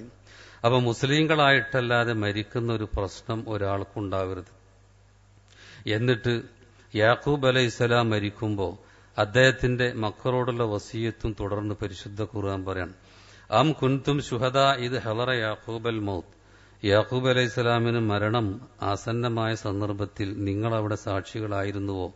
ഇത് ഖാലലി ബനീഹി, യാക്കൂബ് അലൈഹിസ്സലാം തന്റെ മക്കളോട് പറഞ്ഞ സന്ദർഭം ഓർക്കുക. മാ തഅബുദൂന മിൻ ബഅദി, എനിക്ക് ശേഷം നിങ്ങൾ ആരെയാണ് ആരാധിക്കുക? ഖാലു, അവര് പറഞ്ഞു, നഅബുദു ഇലാഹക്ക, നിങ്ങൾ ഏതൊരു ഇലാഹിനെയാണോ ആരാധിച്ചത് അതേ ഇലാഹ്, ലോകത്തിന്റെ സൃഷ്ടാവായ ആ റബ്ബിനെ. അതുപോലെ ഇലാഹ ആബായിക്ക, നിങ്ങളുടെ പിതാക്കളായ ഇബ്രാഹിം വ ഇസ്മായിൽ വ ഇസ്ഹാഖ്, ഇബ്രാഹിം അലൈഹിസ്സലാം, ഇസ്ഹാഖ് നബി, അതുപോലെ ഇസ്മായിൽ അലൈഹിസ്സലാം, ഇവരൊക്കെ ഏതൊരു ഇലാഹിനെയാണ്, ആരാധ്യനെയാണ് ആരാധിച്ചിരുന്നത് അതേ ആരാധ്യനെ മാത്രമേ ഞങ്ങളും ആരാധിക്കുള്ളൂ. അതാരാ? ഇലാഹൻ വാഹിദ, ഒരേ ഒരു ആരാധ്യൻ, ആരാധനക്ക് 100% അർഹതയുള്ള, വേറൊരാൾക്ക് 1% പോലും അർഹതയില്ലാത്ത അള്ളാഹുവാണ് യഥാർത്ഥത്തിൽ ആരാധനക്ക് അർഹൻ. അങ്ങനെയുള്ള അള്ളാഹുവിനെ മാത്രമേ ഞങ്ങൾ ആരാധിക്കുകയുള്ളൂ എന്ന് മക്കളുടെ മറുപടി കേട്ടിട്ട് നല്ല നിലക്ക് മരിച്ചുപോയ യാക്കൂബ് അലൈഹിസ്സലാം. എന്നിട്ടോ വനഹ്നു ലഹു മുസ്ലിമൂൻ, ഈ മക്കൾ പിതാവിനോട് പറയുന്നത്, ഞങ്ങൾ അള്ളാഹുവിന് മുസ്ലിങ്ങളായിട്ടേ ജീവിക്കുള്ളൂ, അങ്ങനെയും മരിച്ചു പോവുകയുള്ളൂ, ഞങ്ങളൊക്കെ മുസ്ലിങ്ങളായിരിക്കും, ഞങ്ങൾ ഞങ്ങളുടെ റബ്ബിന് കീഴൊതുങ്ങി ജീവിക്കുന്നവരായിരിക്കും. അപ്പൊ മുസ്ലിം ഇസ്ലാം എന്നൊക്കെ പറയുമ്പോൾ അതൊരു പാർട്ടിയുടെ പേരാണ് എന്നാരും വിചാരിക്കേണ്ടതില്ല. മറിച്ച് ഈ ലോകത്ത് സൃഷ്ടിച്ച സൃഷ്ടാവിന്റെ നിയമങ്ങൾക്ക് കീഴൊതുങ്ങി ജീവിക്കുന്ന മനുഷ്യന്മാർക്ക് പറയുന്ന പേരാണ് മുസ്ലിം എന്ന വസ്തുത നമ്മൾ മനസ്സിലാക്കണം. മഹാനായ ഇബ്രാഹിം അലൈഹിസ്സലാമിനെ ജൂതന്മാർ, അതുപോലെ ക്രിസ്ത്യാനികൾ, അതുപോലെ മക്കയിലുണ്ടായിരുന്ന മുശ്രിക്കുകൾ, ഇവരൊക്കെ അദ്ദേഹത്തെപ്പറ്റി പറഞ്ഞ വാദഗതി അത് പരിശുദ്ധ ഖുർആൻ തിരുത്തുന്നതും ഈ വിഷയവുമായി ബന്ധപ്പെട്ടതാണ്. ജൂതന്മാർ പറഞ്ഞു ഇബ്രാഹിം അലൈഹിസ്സലാം ജൂതനായിരുന്നു. അതുപോലെ ക്രിസ്ത്യാനികൾ പറഞ്ഞു അദ്ദേഹം ഒരു നസ്രാനിയായിരുന്നു, ഒരു ക്രിസ്ത്യാനിയായിരുന്നു. മക്കയിലുണ്ടായിരുന്ന ബഹുദൈവാരാധകർ പറഞ്ഞു അദ്ദേഹം ഞങ്ങളുടെ കൂട്ടത്തിൽപ്പെട്ട ആളായിരുന്നു. ഇത് പറഞ്ഞപ്പോൾ അള്ളാഹ് തിരുത്തുന്നത് എങ്ങനെയാണ്? മാഖാന ഇബ്രാഹിം യഹൂദിയ, ഇബ്രാഹിം അലൈഹിസ്സലാം ഒരു യഹൂദിയായിരുന്നില്ല, ജൂതനായിരുന്നില്ല. വലാ നസ്രാനി, അദ്ദേഹം ഒരു ക്രിസ്ത്യാനിയുമായിരുന്നില്ല. വലാകിൻ ഖാന ഹനീഫ, അദ്ദേഹം ഹനീഫായിരുന്നു, തന്റെ മുഖത്തെ സൃഷ്ടാവിലേക്ക് മാത്രം തിരിക്കുന്ന ആള്. ഏതൊരു സൽക്കർമ്മങ്ങൾ ചെയ്യുമ്പോഴും അള്ളാഹുവിനെ നോക്കുക, അവന് ഇഷ്ടപ്പെട്ടതാണോ അല്ലയോ എന്ന് നോക്കുക, അങ്ങോട്ടും ഇങ്ങോട്ടും തിരിക്കാതെ. അതുപോലെ മുസ്ലിമ, അദ്ദേഹം ഒരു മുസ്ലിമായിരുന്നു, അദ്ദേഹം മുസ്ലിമായിരുന്നു. ആര്? ജൂതനായിരുന്നില്ല, ക്രിസ്ത്യാനിയായിരുന്നില്ല. പിന്നെ അവര് പറഞ്ഞു ഞങ്ങളുടെ കൂട്ടത്തിലാണെന്ന് ബഹുദൈവാരാധകർ, അതുകൊണ്ട് അതും പറയാണ്. വമാ ഖാന മിനൽ മുശ്രിക്കീൻ, അദ്ദേഹം മുശ്രിക്കീങ്ങളുടെ കൂട്ടത്തിൽപ്പെട്ട ആളും ആയിരുന്നില്ല. ഇനി ഈ ഇബ്രാഹിം അലൈഹിസ്സലാം കാബ നിർമ്മിച്ചതിന് ശേഷം, കാബയുടെ നിർമ്മാണത്തിന് ശേഷം അവിടെ വെച്ച് അദ്ദേഹവും അദ്ദേഹത്തിന്റെ മകനും നടത്തുന്ന ദീർഘമായ പ്രാർത്ഥനകൾ പരിശുദ്ധ ഖുർആൻ നമുക്ക് പറഞ്ഞു തരുന്നുണ്ട്. ആ കൂട്ടത്തിൽ ഒരു പ്രാർത്ഥന ഇതാണ്: റബ്ബന, ഞങ്ങളുടെ റബ്ബേ, വജിഅൽനാ മുസ്ലിമൈനിലക, ഞങ്ങളെ രണ്ടാളെയും നീ നിനക്ക് മുസ്ലിങ്ങളാക്കി മാറ്റണം. ഞാൻ മുസ്ലിം ആവണം, എന്റെ മകൻ ഇസ്മായിലും മുസ്ലിം ആവണം എന്ന് പറഞ്ഞാൽ നിന്റെ കൽപ്പനകൾ അക്ഷരം പ്രതി ജീവിതത്തിൽ പകർത്തുന്ന നിന്നെ അങ്ങേയറ്റം ഇഷ്ടപ്പെടുന്ന, അതുപോലെ നീ പറയുന്ന കാര്യങ്ങളുടെ മുമ്പിൽ കീഴൊതുങ്ങുന്ന, എന്തു പറയുന്നതും കേൾക്കുന്ന അവരുടെ പേരാണ് മുസ്ലിം. അങ്ങനെയുള്ള മുസ്ലിങ്ങളാക്കണേ. വമിൻ ദുര്യത്തിന്, അതുപോലെ ഞങ്ങളുടെ സന്താനങ്ങളെയും നീ മുസ്ലിങ്ങളാക്കണം. അവരൊക്കെ ഉമ്മത്തൻ മുസ്ലിമ, മുസ്ലിമത്തായ ഒരു സമൂഹമാവണം. ആ രൂപത്തിലുള്ള ഒരു വിഭാഗമാക്കി നീ മാറ്റണമേ. ഇതുപോലെ മഹാനായ യാക്കൂബ് അലൈഹിസ്സലാമിന്റെ മകൻ യൂസുഫ് അലൈഹിസ്സലാം നടത്തുന്ന പ്രാർത്ഥന, അദ്ദേഹത്തിന് അള്ളാഹ് ഒരുപാട് അനുഗ്രഹങ്ങൾ ചെയ്തിട്ടുണ്ട്. ചെറുപ്പത്തിൽ ഒരുപാട് കഷ്ടപ്പെട്ട പ്രവാചകനായിരുന്നു. അവസാനം ഒരുപാട് അനുഗ്രഹങ്ങൾ കിട്ടി. ആ നേരം നന്ദി പ്രകടിപ്പിച്ചുകൊണ്ട് അദ്ദേഹം അള്ളാഹുവിനോട് പറഞ്ഞ വാചകം പരിശുദ്ധ ഖുർആൻ സൂറത്ത് യൂസുഫിലൂടെ നമുക്ക് പറഞ്ഞു തരുന്നുണ്ട്. അതിങ്ങനെയാണ്: റബ്ബി ഖദ് ആതൈതനി മിനൽ മുൽക്ക്, എന്റെ റബ്ബേ നീ എനിക്ക് അധികാരത്തിൽ നിന്ന് ചിലത് നൽകി. വഅല്ലംതനി മിൻ തഅ്വീലിൽ അഹാദീസ്, അതുപോലെ സ്വപ്നങ്ങളുടെ വ്യാഖ്യാനങ്ങൾ നീ എന്നെ പഠിപ്പിച്ചു. ഫാത്തിറ സമാവാതി വല്ലർ, ആകാശങ്ങളെയും ഭൂമിയെയും സൃഷ്ടിച്ച സൃഷ്ടാവേ. അൻത വലിയ ഫിദ്ദുന്യാ വൽ ആഖിറ, നീയാണ് ദുനിയാവിലും പരലോകത്തിലും എന്റെ രക്ഷാധികാരി. പിന്നെ അദ്ദേഹം പറയുന്നത് ഇങ്ങനെയാണ്: തവഫനി മുസ്ലിമ, നീ എന്നെ മുസ്ലിമാക്കി മരിപ്പിക്കണമേ. വഅൽഹിഖ്നി ബിസ്സാലിഹീൻ, നീ എന്നെ സ്വാലിഹീങ്ങളുടെ കൂട്ടത്തിൽ ഉൾപ്പെടുത്തണമേ, അവരിലേക്ക് ചേർക്കണമേ. മഹാനായ മൂസ അലൈഹിസ്സലാം ഇസ്ലാമിലേക്ക് തന്റെ ജനതയെ ക്ഷണിച്ചത് പരിശുദ്ധ ഖുർആൻ നമുക്ക് പറഞ്ഞു തരുന്നുണ്ട്. പരിശുദ്ധ ഖുർആൻ അത് പറയുന്നത് ഇങ്ങനെയാ: വഖാല മൂസ അലൈഹിസ്സലാം പറഞ്ഞു, യാ ഖൗം, എന്റെ ജനങ്ങളെ, ഇൻ കുൻതും ആമൻതും ബില്ലാ, നിങ്ങൾ അള്ളാഹുവിൽ വിശ്വസിക്കുന്നവരാണെങ്കിൽ, ഫഅലൈഹി തവക്കലു, നിങ്ങൾ അവനിൽ ഭരമേൽപ്പിക്കുക. ഇൻ കുൻതും മുസ്ലിമീൻ, നിങ്ങൾ മുസ്ലിങ്ങളാണെങ്കിൽ നിങ്ങൾ അള്ളാഹുവിൽ ഭരമേൽപ്പിക്കുക. അതുപോലെ അദ്ദേഹത്തിന്റെ എതിരാളിയായ ഫിറഔൻ, ചരിത്രത്തിൽ ഫറോവ എന്ന നിലക്ക് അറിയപ്പെടുന്ന ധിക്കാരിയായ മനുഷ്യൻ, അയാളെ സംബന്ധിച്ചിടത്തോളം അയാൾ ഇസ്ലാം പ്രഖ്യാപിച്ചൊരു സന്ദർഭം അത് പരിശുദ്ധ ഖുർആൻ നമുക്ക് പറഞ്ഞു തരുന്നുണ്ട്. അതെപ്പോഴാണ്? മുങ്ങി മരിക്കും എന്ന് തോന്നിയപ്പോൾ. ഹത്താ ഇദാ അദറകഹുൽ ഗറഖു, ആ മുങ്ങി മരണം അത് അദ്ദേഹത്തിന്റെ അടുത്തേക്ക് എത്തിയപ്പോൾ, ഖാല, അയാൾ പറഞ്ഞു, ആമൻതു, ഞാൻ വിശ്വസിച്ചിരിക്കുന്നു, അന്നഹു ലാ ഇലാഹ ഇല്ലല്ലദി ആമനത് ബിഹി ബനു ഇസ്രായേൽ, ഇസ്രായേൽ വർഗം ഏതൊരു റബ്ബിലാണോ ആരാധ്യനിലാണോ വിശ്വസിച്ചത്, ആ ആരാധ്യനല്ലാതെ വേറെ ആരാധ്യനേയില്ല, ആ ആരാധ്യനിൽ ഞാനിതാ വിശ്വസിച്ചിരിക്കുന്നു.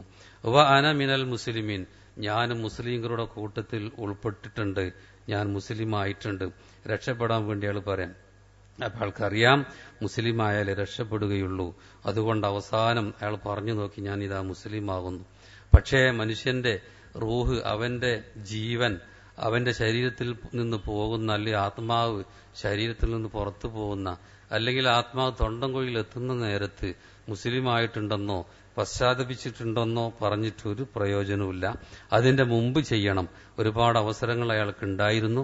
ഇതുപോലെ ഒട്ടേറെ സഹോദരന്മാർക്ക് അവസരങ്ങൾ അവരുടെ മുമ്പിലുണ്ട്. അതുകൊണ്ട് രക്ഷപ്പെടണമെങ്കിൽ മുസ്ലിം ആവണം. അള്ളാഹുവിന്റെ നിയമങ്ങൾ 100% ജീവിതത്തിൽ പകർത്തുക, കഴിവിന്റെ പരമാവധി പകർത്തുക. എന്തെങ്കിലും അബദ്ധങ്ങൾ വന്നാൽ പശ്ചാത്തപിച്ച് മടങ്ങുക. ഇതാണ് എല്ലാവരും ചെയ്യേണ്ടത്. ഇനി ഈ മൂസ അലൈഹിസ്സലാമിന്റെ മൗജിസത്തിനെ തകർക്കാൻ വേണ്ടിയിട്ട് ഫിർഔൻ കൊണ്ടുവന്ന ജാലവിദ്യക്കാരുടെ കഥ അത് പരിശുദ്ധ ഖുർആൻ നമുക്ക് പറഞ്ഞു തരുന്നുണ്ട്. അങ്ങനെ ജാലവിദ്യക്കാർ എന്ത് ചെയ്തു? അവരുടെ കയ്യിലുള്ള വടിയും കയറുകളും നിലത്തിട്ടപ്പോ അത് പാമ്പിനെ പോലെ ഇഴയുന്നത് മൂസ അലൈഹി ഇസ്ലാമിന് തോന്നി. അദ്ദേഹം ഭയപ്പെട്ടു. ആ നേരം മൂസ അലൈഹി ഇസ്ലാമിനോട് തന്റെ കയ്യിലുള്ള വടി നിലത്തിടാൻ വേണ്ടി അള്ളാഹു പറഞ്ഞു. അപ്പോൾ അതൊരു വലിയ സർപ്പമായി വരികയും അവരുടെ സിഹർ കൊണ്ട് അവരുണ്ടാക്കിയ അവരുടെ ആ കാര്യങ്ങൾ, എഴഞ്ഞു നടക്കുന്ന ജീവികളെയൊക്കെ ഇത് വിഴുങ്ങിക്കളഞ്ഞത് പരിശുദ്ധ ഖുർആൻ നമുക്ക് പറഞ്ഞു തരുന്നുണ്ട്. ഇത് കണ്ടപ്പോൾ ജാലവിദ്യക്കാർ മുഴുവനും മുസ്ലിങ്ങളായി. ഈ നേരം അവരെ ഫിറഔൻ എതിർത്തു. എന്റെ സമ്മതമില്ലാതെ നിങ്ങൾ അയാളിൽ വിശ്വസിച്ചു, അതുകൊണ്ട് എന്തു ചെയ്യും? നിങ്ങളെ ഞാൻ ശിക്ഷിക്കും, കൈകാലുകൾ വിലങ്ങനെ ഛേദിക്കും, അതുപോലെ ഈത്തപ്പനയുടെ മുകളിൽ നിങ്ങളെ ഞാൻ ക്രൂശിക്കും എന്നൊക്കെ പറഞ്ഞിട്ട് ഭീഷണിപ്പെടുത്തി. ഈ നേരം ഈ സാഹിര്യങ്ങൾ, ജാലവിദ്യക്കാർ ഫിറൗനോട് പറയുന്ന വാചകം ഇങ്ങനെയാണ്: വമാ തൻഖിമു മിന്ന ഇല്ലാൻ ആമന്നാ ബി ആയാത്തി റബ്ബിന, ഞങ്ങളുടെ റബ്ബിന്റെ ദൃഷ്ടാന്തങ്ങളിൽ ഞങ്ങൾ വിശ്വസിച്ചു എന്നതാണ് നീ ഞങ്ങൾക്കെതിരെ കാണുന്ന കുറ്റം. ലമ്മാ ജാഅത്ന, ആ ദൃഷ്ടാന്തങ്ങൾ ഞങ്ങൾക്ക് വന്നപ്പോൾ ഞങ്ങളത് വിശ്വസിച്ചു. അതാണല്ലോ ചെയ്യേണ്ടത്. അതാണിപ്പോ നിങ്ങൾ ഞങ്ങൾക്കെതിരെ കാണുന്ന കുറ്റം. അതുകൊണ്ട് റബ്ബന അഫ്രിഗ അലൈന സബ്റ, ഞങ്ങളുടെ റബ്ബെ ഞങ്ങൾക്ക് നീ ക്ഷമ ചൊരിഞ്ഞു തരണമേ, ക്ഷമിക്കാനുള്ള ആ കഴിവ്. എന്ത് പ്രതിസന്ധി വന്നാലും ഈ സത്യത്തിൽ തന്നെ ഉറച്ചു നിൽക്കേണ്ടതുണ്ട്. അതുകൊണ്ട് ഞങ്ങൾക്ക് വിശാലമായ ക്ഷമ ആവശ്യമാണ്. അത് നീ ഞങ്ങൾക്ക് ചൊരിഞ്ഞു തരണമേ. വ തവഫന മുസ്ലിമീൻ, ഞങ്ങളെ നീ മുസ്ലിങ്ങളാക്കി മരിപ്പിക്കുകയും ചെയ്യണമേ. അങ്ങനെ മരിച്ചെങ്കിലേ രക്ഷയുള്ളൂ. അതുകൊണ്ട് അങ്ങനെ മരിക്കുന്നവരുടെ കൂട്ടത്തിൽ ഉൾപ്പെടുത്തണമേ എന്ന് പറഞ്ഞിട്ടാണ് ഇവരുടെ പ്രാർത്ഥന പരിശുദ്ധ ഖുർആൻ നമുക്ക് പറഞ്ഞു തരുന്നത്. ഇതുപോലെ സുലൈമാൻ അലൈഹിസ്സലാമിന്റെ ദഅവത്തും എല്ലാ നബിമാരുണ്ട്. ചിലത് ഞാൻ ഇങ്ങനെ ഒന്ന് കേൾപ്പിക്കുക എന്നുള്ളൂ. സുലൈമാൻ അലൈഹിസ്സലാം യമനിലുള്ള ബൽഖീസ് രാജ്ഞിക്ക് കത്തെഴുതിയിട്ടുണ്ട്. ആ കൂട്ടത്തിലുള്ള കത്തൊന്നിങ്ങനെയാണ്: അല്ലാ തഅലു അലയ്യ വഅ്തൂനി മുസ്ലിമീൻ, ഇങ്ങോട്ട് വരണം, എന്നിട്ട് മുസ്ലിങ്ങളായി വരിക എന്നാണ്. അപ്പൊ ആ റാണി മുസ്ലിമത്തല്ല, അതുകൊണ്ട് മുസ്ലിങ്ങളായി ഇങ്ങോട്ട് വരിക. ഈ ക്ഷണം അവർ സ്വീകരിച്ചു. അങ്ങനെ അവര് പിന്നെ പറയുന്ന വാചകം, ആ ബൽഖീസ് രാജ്ഞി പറയുന്ന വാചകം ഇങ്ങനെയാണ്. അതെ, ഖാലത്ത്, അവർ പറഞ്ഞു, റബ്ബി ഇന്നി ളലംതു നഫ്സി, ഞാൻ എന്നോട് തന്നെ അക്രമം ചെയ്തിട്ടുണ്ട്. അതുകൊണ്ട് അസ്ലംതു മഅ സുലൈമാൻ, ഞാൻ സുലൈമാൻ അലൈഹിസ്സലാമിന്റെ കൂടെ ഞാനും ഇതാ മുസ്ലിമാകുന്നു, ഞാനും അദ്ദേഹത്തെ പോലെ മുസ്ലിമാവുകയാണ്. ലില്ലാഹി റബ്ബിൽ ആലമീൻ, ലോകങ്ങളുടെ റബ്ബായ അള്ളാഹുവിന്റെ മുമ്പിൽ ഞാനിതാ സുലൈമാൻ അലൈഹിസ്സലാം കീഴൊതുങ്ങിയ മുസ്ലിമായതുപോലെ ഞാനും ഇതാ മുസ്ലിമാവുന്നു, മുസ്ലിമത്താകുന്നു എന്നാണ് അവര് പറഞ്ഞിട്ടുള്ളത്. ഇതുപോലെ ഒരുപാട് പ്രവാചകന്മാർ വന്നിട്ടുണ്ട് ഇസ്രായേൽ വർഗത്തിൽ. ഒട്ടേറെ നബിമാർ വന്ന ഒരു വിഭാഗമാണ് ഇസ്രായേൽ വർഗം എന്ന് പറയുന്നത്. എത്രത്തോളം എന്ന് വെച്ചാൽ യാക്കൂബ് അലൈഹിസ്സലാമിന്റെ സന്തതികളിൽ വന്നത് മുഴുവനും ആ സന്തതികളിൽ നിന്നാണ് പിന്നെ നബിമാർ വന്നത്. അവസാനത്തെ പ്രവാചകനായ മുഹമ്മദ് മുസ്തഫ സല്ലല്ലാഹു അലൈഹി വസല്ലം ഒഴികെ ഉള്ളവരെല്ലാം യാക്കൂബ് അലൈഹിസ്സലാമിന്റെ അല്ലെങ്കിൽ ഇസ്ഹാഖ് അലൈഹിസ്സലാമിന്റെ സന്താന പരമ്പരയിൽ നിന്നാണ് എന്ന് നമുക്ക് കാണാൻ കഴിയും. ഇങ്ങനെയുള്ള ആ പ്രവാചകന്മാരെ പറ്റി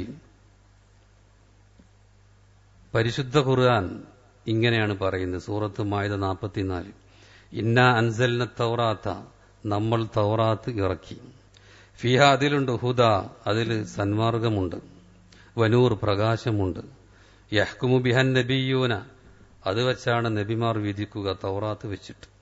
എങ്ങനെയുള്ള നബിമാർ? അല്ലദീന അസ്ലമു, മുസ്ലിങ്ങളായ നബിമാരാണവർ. ആ നബിമാർ തൗറാത്ത്, അതിൽ ഹുദയുണ്ട്, നൂറുണ്ട്, അത് വെച്ച് വിധിച്ചു. ലില്ലദീന ഹാദു, ജൂതന്മാർക്കിടയിൽ.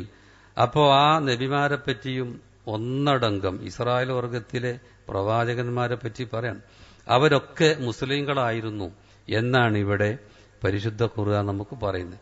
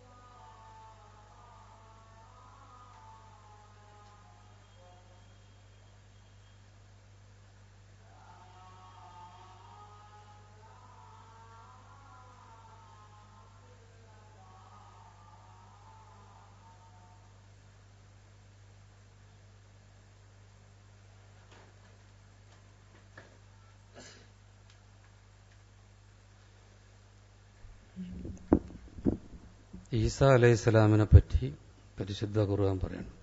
മുഹമ്മദ് നബിക്ക് മുമ്പ് വന്ന ഈസാ അലൈഹിസ്സലാം, ഈസാ അലൈഹിസ്സലാമിനും മുഹമ്മദ് മുസ്തഫ സല്ലല്ലാഹു അലൈഹി വസല്ലമയ്ക്കും ഇടയിൽ വേറെ പ്രവാചകന്മാർ വന്നിരുന്നില്ല.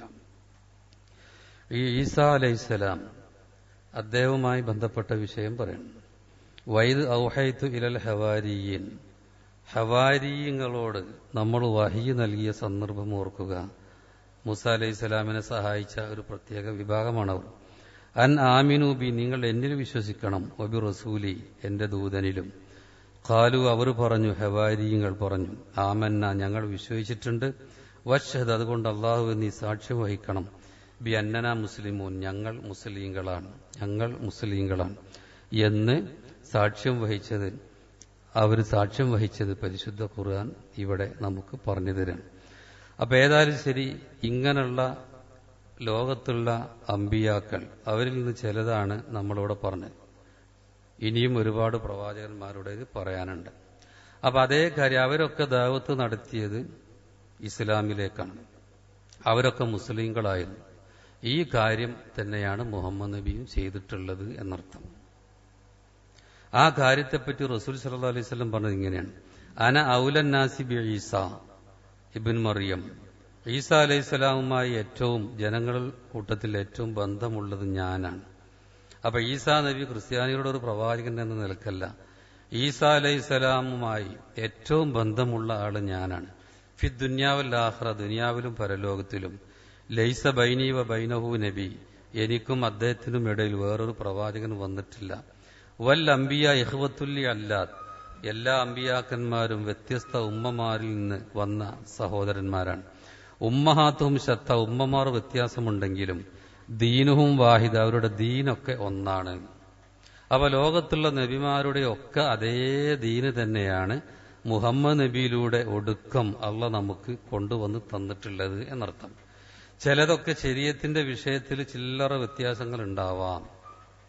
അത് ഇസ്ലാം ദീനിൽ തന്നെ ഉണ്ട്. ഇസ്ലാമിന്റെ തുടക്കത്തിലുള്ള കാര്യം ചിലപ്പോൾ ദുർബലപ്പെടുത്തിയിട്ട് ഇല്ലാത്തതൊക്കെ ഉണ്ടാവാം. ഇതുപോലെ മുമ്പുള്ള പ്രവാചകന്മാരുടെ ശരീഅത്തും പിൽക്കാലത്തുള്ള എന്തെങ്കിലും ചില വിഷയം, എന്ന അടിസ്ഥാന വിഷയങ്ങളൊക്കെ ഒന്ന് തന്നെ എന്നാണ് ഇവിടെ പറയുന്നത്. അപ്പൊ ശുദ്ധമായ വിശ്വാസം, നമ്മുടെ വിശ്വാസ അഖീദയെ പറ്റിയാണ് നമ്മൾ ആദ്യം പറയുന്നത്. അപ്പൊ ശരിയായ വിശ്വാസം പിന്നെ നമുക്ക് എവിടുന്നാ കിട്ടുക? എവിടുന്നാണ് ശുദ്ധമായ വിശ്വാസം മാനവ ലോകത്തിന് ഇനി ഇപ്പൊ കിട്ടുക? അത് ഇസ്ലാമിൽ നിന്ന് ഒടുക്കം മുഹമ്മദ് മുസ്തഫ സല്ലല്ലാഹു അലൈഹി വസല്ലമയിലൂടെ അള്ള ഈ ലോകത്തിലേക്ക് അവതരിപ്പിച്ചു കൊടുത്ത ഇസ്ലാം. ആ ഇസ്ലാം എന്താണ്? അത് പരിശുദ്ധ ഖുർആനാണ്. ആ ഖുർആനിന്റെ വ്യാഖ്യാനമായ നബി സല്ലല്ലാഹു അലൈഹി വസല്ലമയുടെ വാക്കുകളും പ്രവൃത്തികളും, അത് നമ്മൾ ഹദീസ്, സുന്നത്ത് എന്നൊക്കെ പറയും. അപ്പൊ ഇതാണ് ഇനി നമ്മുടെ വിശ്വാസങ്ങളും കർമ്മങ്ങളും സ്വീകരിക്കാനുള്ള വഴി. മുമ്പുള്ളവരൊക്കെ ഇസ്ലാം തന്നെയാണ് ദഅവത്ത് നടത്തിയത് എന്നതിൽ തർക്കമില്ല. എന്നാൽ എന്തുകൊണ്ട് ഇനി അവസാനത്തെ പ്രവാചകനായ മുഹമ്മദ് മുസ്തഫ സല്ലല്ലാഹു അലൈഹി വസല്ലമയിലൂടെ കിട്ടിയ ആ ഖുർആനും അതുപോലെ അതിന്റെ വിശദീകരണമായ ഹദീസിലും അതിൽ പ്രവേശിക്കണം ശുദ്ധമായ വിശ്വാസങ്ങൾക്കും കർമ്മങ്ങൾക്കും എന്ന് നമ്മൾ പറയുന്നത് എന്തുകൊണ്ടാണ്? മുമ്പുള്ളതൊക്കെ ഇസ്ലാം തന്നെയായിരുന്നുവെങ്കിലും അതിൽ ജനങ്ങൾ കൈകടത്തലുകൾ നടത്തി, അതിൽ അവർക്ക് വേണ്ടാത്തത് ഒഴിവാക്കിയിട്ടുണ്ട് അവര്. അതുപോലെ അവർക്ക് വേണ്ടത് അതിൽ ചേർത്തിയിട്ടുണ്ട്. എന്നാൽ പരിശുദ്ധ ഖുർആനെ സംബന്ധിച്ചിടത്തോളം, അതിന്റെ വ്യാഖ്യാനമായ ഹദീസിനെ സംബന്ധിച്ചിടത്തോളം ഇങ്ങനൊരു കാര്യം ഉണ്ടായിട്ടില്ല. ഇതെന്തുകൊണ്ട് പറയുന്നു? ഈ കാര്യം പരിശുദ്ധ ഖുർആൻ തന്നെ പറയുന്നത്. പരിശുദ്ധ ഖുർആൻ പറഞ്ഞു ഖുർആനെ പറ്റിയും ഹദീസിനെ പറ്റിയൊക്കെ, ഇന്നാ നഹ്നു നസ്സൽന ദിക്ർ, ഈ ദിക്റിനെ ഇറക്കിയത് നാമാണ്. വ ഇന്നാ ലഹു ലഹാഫിളുൻ, നാം തന്നെ അതിനെ സംരക്ഷിക്കും. അപ്പൊ ഈ ദിക്ർ എന്നതുകൊണ്ടുള്ള ഉദ്ദേശം, മുസ്ലിം പണ്ഡിതന്മാരായ പണ്ഡിതന്മാരൊക്കെ, ആധികാരിക പണ്ഡിതന്മാർ മുഴുവനും ഈ ദിക്ർ ഖുർആനും ഹദീസുമാണ് ഉദ്ദേശിച്ചത് എന്ന് പറയുന്നുണ്ട്. അതിന്റെ വിശദാംശങ്ങളിലേക്ക് ഞാനിപ്പോ കടക്കുന്നില്ല. അപ്പൊ ഏതായാലും ഇന്നാ നഹ്നു നസ്സൽന ദിക്ർ വ ഇന്നാ ലഹു ലഹാഫിളുൻ, ഈ ദിക്ർ പരിശുദ്ധ ഖുർആനും അതിന്റെ വിശദീകരണമായ ഹദീസുമൊക്കെ അത് നമ്മളാണ് ഇറക്കിയത്, നമ്മൾ തന്നെ അതിനെ സംരക്ഷിക്കും എന്ന് പരിശുദ്ധ ഖുർആൻ പറഞ്ഞിട്ടുണ്ട്. അപ്പൊ മുമ്പുള്ള വേദഗ്രന്ഥങ്ങളോ അത് അള്ള സംരക്ഷിക്കൂലേ? സംരക്ഷണം ഏറ്റെടുത്തിട്ടില്ലേ? ഇല്ലേ ചോദിച്ചാൽ ഇല്ല, അള്ള ഏറ്റെടുത്തിട്ടില്ല. അള്ള സംരക്ഷണം ഏറ്റെടുത്തത് പരിശുദ്ധ ഖുർആൻ മാത്രമാണ്. മുമ്പുള്ളതിന്റെ സംരക്ഷണം അള്ള ഏൽപ്പിച്ചത് പണ്ഡിതന്മാരെയായിരുന്നു. പക്ഷെ അവരാ ദൗത്യം നിർവഹിച്ചിട്ടില്ല. ആ കാര്യം പരിശുദ്ധ ഖുർആൻ പറയുന്നത് ഇങ്ങനെ, സൂറത്ത് മാഇദ 44 ഇന്നാ അൻസൽന തൗറാത്ത, നമ്മൾ തൗറാത്ത് ഇറക്കി, ഫിഹ അതിലുണ്ട് ഹുദ, അതിൽ നേർമാർഗമുണ്ട്, വനൂർ പ്രകാശമുണ്ട്, യഹ്കുമു ബിഹൻ നബിയൂന അല്ലദീന അസ്ലമു, മുസ്ലിങ്ങളായ നബിമാർ അത് വെച്ചാണ് വിധിച്ചിരുന്നത്, ലില്ലദീന ഹാദു ജൂതന്മാർക്കിടയിൽ, അതുപോലെ വർറബ്ബാനിയൂന വല്ല അഹ്ബാർ, അതുപോലെ പണ്ഡിതന്മാർ, നല്ല പണ്ഡിതന്മാരൊക്കെ അത് വെച്ചിട്ടാണ്, തൗറാത്ത് അനുസരിച്ചിട്ടാണ് വിധിച്ചിരുന്നത്. ബിമസ്തുഹ്ഫിളു മിൻ കിതാബില്ല, അള്ളാന്റെ കിതാബ് സംരക്ഷിക്കണം എന്നവർ ഏൽപ്പിക്കപ്പെട്ടതുകൊണ്ട്. അള്ളാന്റെ കിതാബ് എന്നതുകൊണ്ട് ഇവിടെ ഉദ്ദേശിച്ചത് ഇവിടെ തൗറാത്താണ്. ആ തൗറാത്തിനെ ഏൽപ്പിച്ചത് ഈ അഹ്ബാറുകളെ, അതുപോലെ റബ്ബാനിയൂൻ എന്ന് തുടങ്ങുന്ന പണ്ഡിതന്മാരെയാണ് ഏൽപ്പിച്ചത്. വകാനു അലൈഹി ശുഹദ, അത് ഏൽപ്പിക്കപ്പെടുമ്പോൾ അവരതിന് സാക്ഷികളുമാണ്. പിന്നെ അവരോട് അള്ള പറയാ, ഇനി നിങ്ങൾ എന്ത് ചെയ്യണം, ഫലാ തഖ്ശൗന്നാസ്, ജനങ്ങളെ നിങ്ങൾ പേടിക്കരുത്, നിങ്ങൾ വഖ്ശൗനി, എന്നെ ഭയപ്പെടണം. വലാ തശ്തറൂ ബി ആയാത്തി സമനം ഖലീല, എന്റെ ആയത്തുകൾ കൊണ്ട് നിങ്ങൾ തുച്ഛമായ വിലക്ക് വിൽക്കരുത് എന്ന് പറഞ്ഞാൽ സ്വന്തം താല്പര്യത്തിനു വേണ്ടി വേദഗ്രന്ഥത്തിലുള്ളത് നിങ്ങൾ മറച്ചു വെക്കാൻ പാടില്ല. തുച്ഛമായ വിലക്ക് വേണ്ടിയിട്ട് അതിൽ നിങ്ങൾ പലതും ചേർക്കാൻ പാടില്ല. അതുപോലെ സത്യം ഒളിപ്പിച്ചു വെക്കരുത്. അതുപോലെ അതിൽ നിന്ന് ചിലത് എടുത്തു മാറ്റാൻ പാടില്ല. അങ്ങനെ ചെയ്യുന്നവർ പിൽക്കാലത്ത് ഉണ്ടായിരുന്ന വേറെ അധ്യായങ്ങൾ ഇനി ഇവിടെ വരുന്നുണ്ട്. അള്ളാഹു പറയുന്നുണ്ട്, വമല്ലം യഹ്കും ബിമാ അൻസലല്ലാഹ്, അള്ളാഹു ഇറക്കിയത് അതുകൊണ്ട് ആരും വിധിക്കുന്നില്ലയോ എങ്കിൽ ഫൗലായിക ഹുമുൽ കാഫിറൂൻ, അവരത്രേ കാഫിറുകൾ. അപ്പൊ തൗറാത്ത് ഏൽപ്പിക്കപ്പെട്ട പണ്ഡിതന്മാരിൽ പലരും ആ ദൗത്യം അവർ നിർവഹിച്ചില്ല.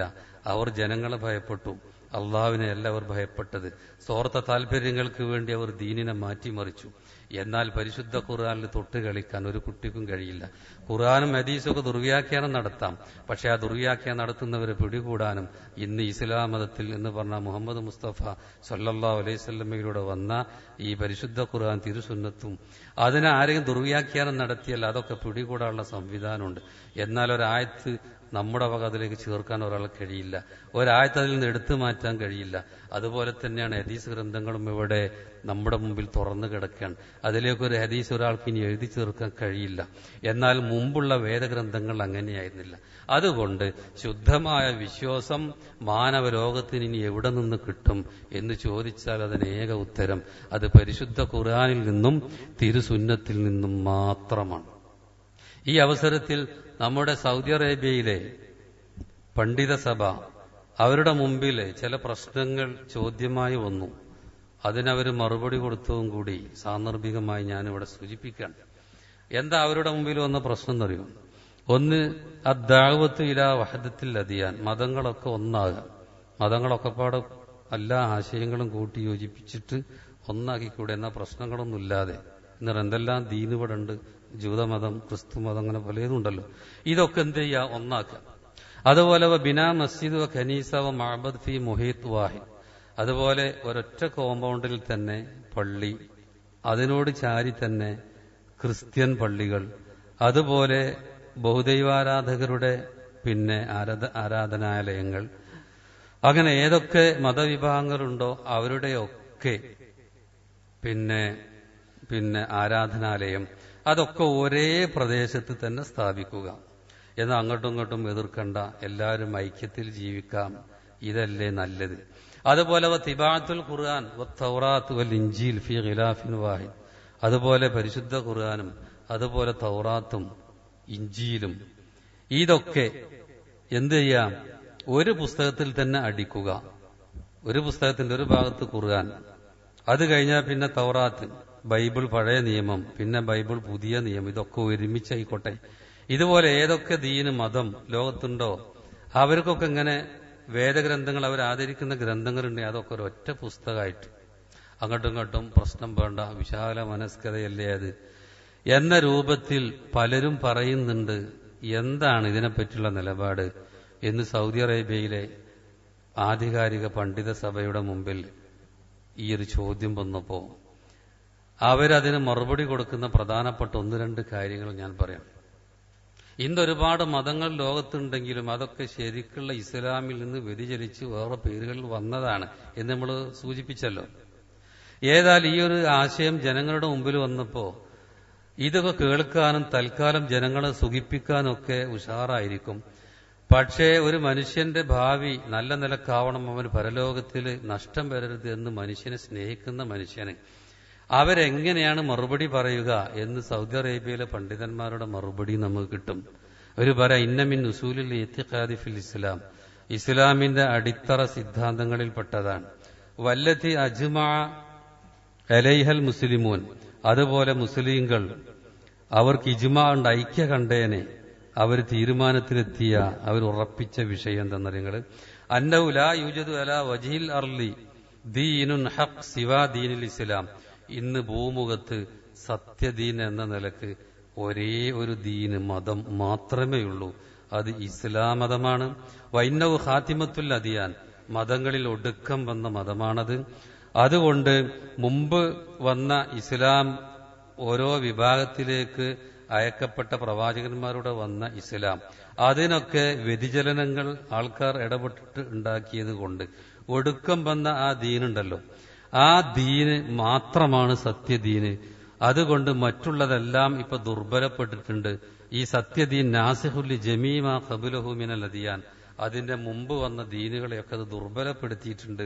അതുകൊണ്ട് അതിന്റെ പിന്നാലെ പോകണ്ട എന്നിട്ട് പരിശുദ്ധ ഖുർആൻ പറഞ്ഞ നമ്മൾ തുടക്കത്തിൽ സൂചിപ്പിച്ചല്ലോ, ഇന്നല്ലാഹ ഇൻദല്ലാഹി ഇന്നദ്ദീന ഇൻദല്ലാഹിൽ ഇസ്ലാം, അള്ളാന്റെ അടുത്ത് സ്വീകാര്യമായ ദീൻ മതം ഇസ്ലാം മതമാണ്, അത് മാത്രമാണ്.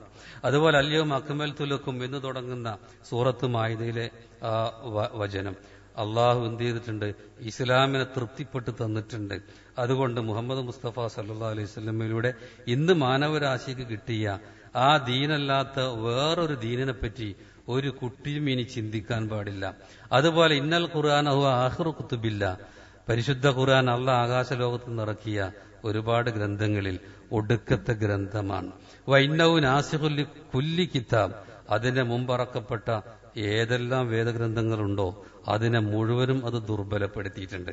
പരിശുദ്ധ ഖുർആൻ പറയുന്നു, വൻസൽന ഇലൈക്കൽ കിതാബ ബിൽ ഹഖ്, സത്യവുമായി യാഥാർത്ഥ്യവുമായി ഈ ഗ്രന്ഥം താങ്കൾക്ക് നമ്മൾ ഇറക്കി തന്നു.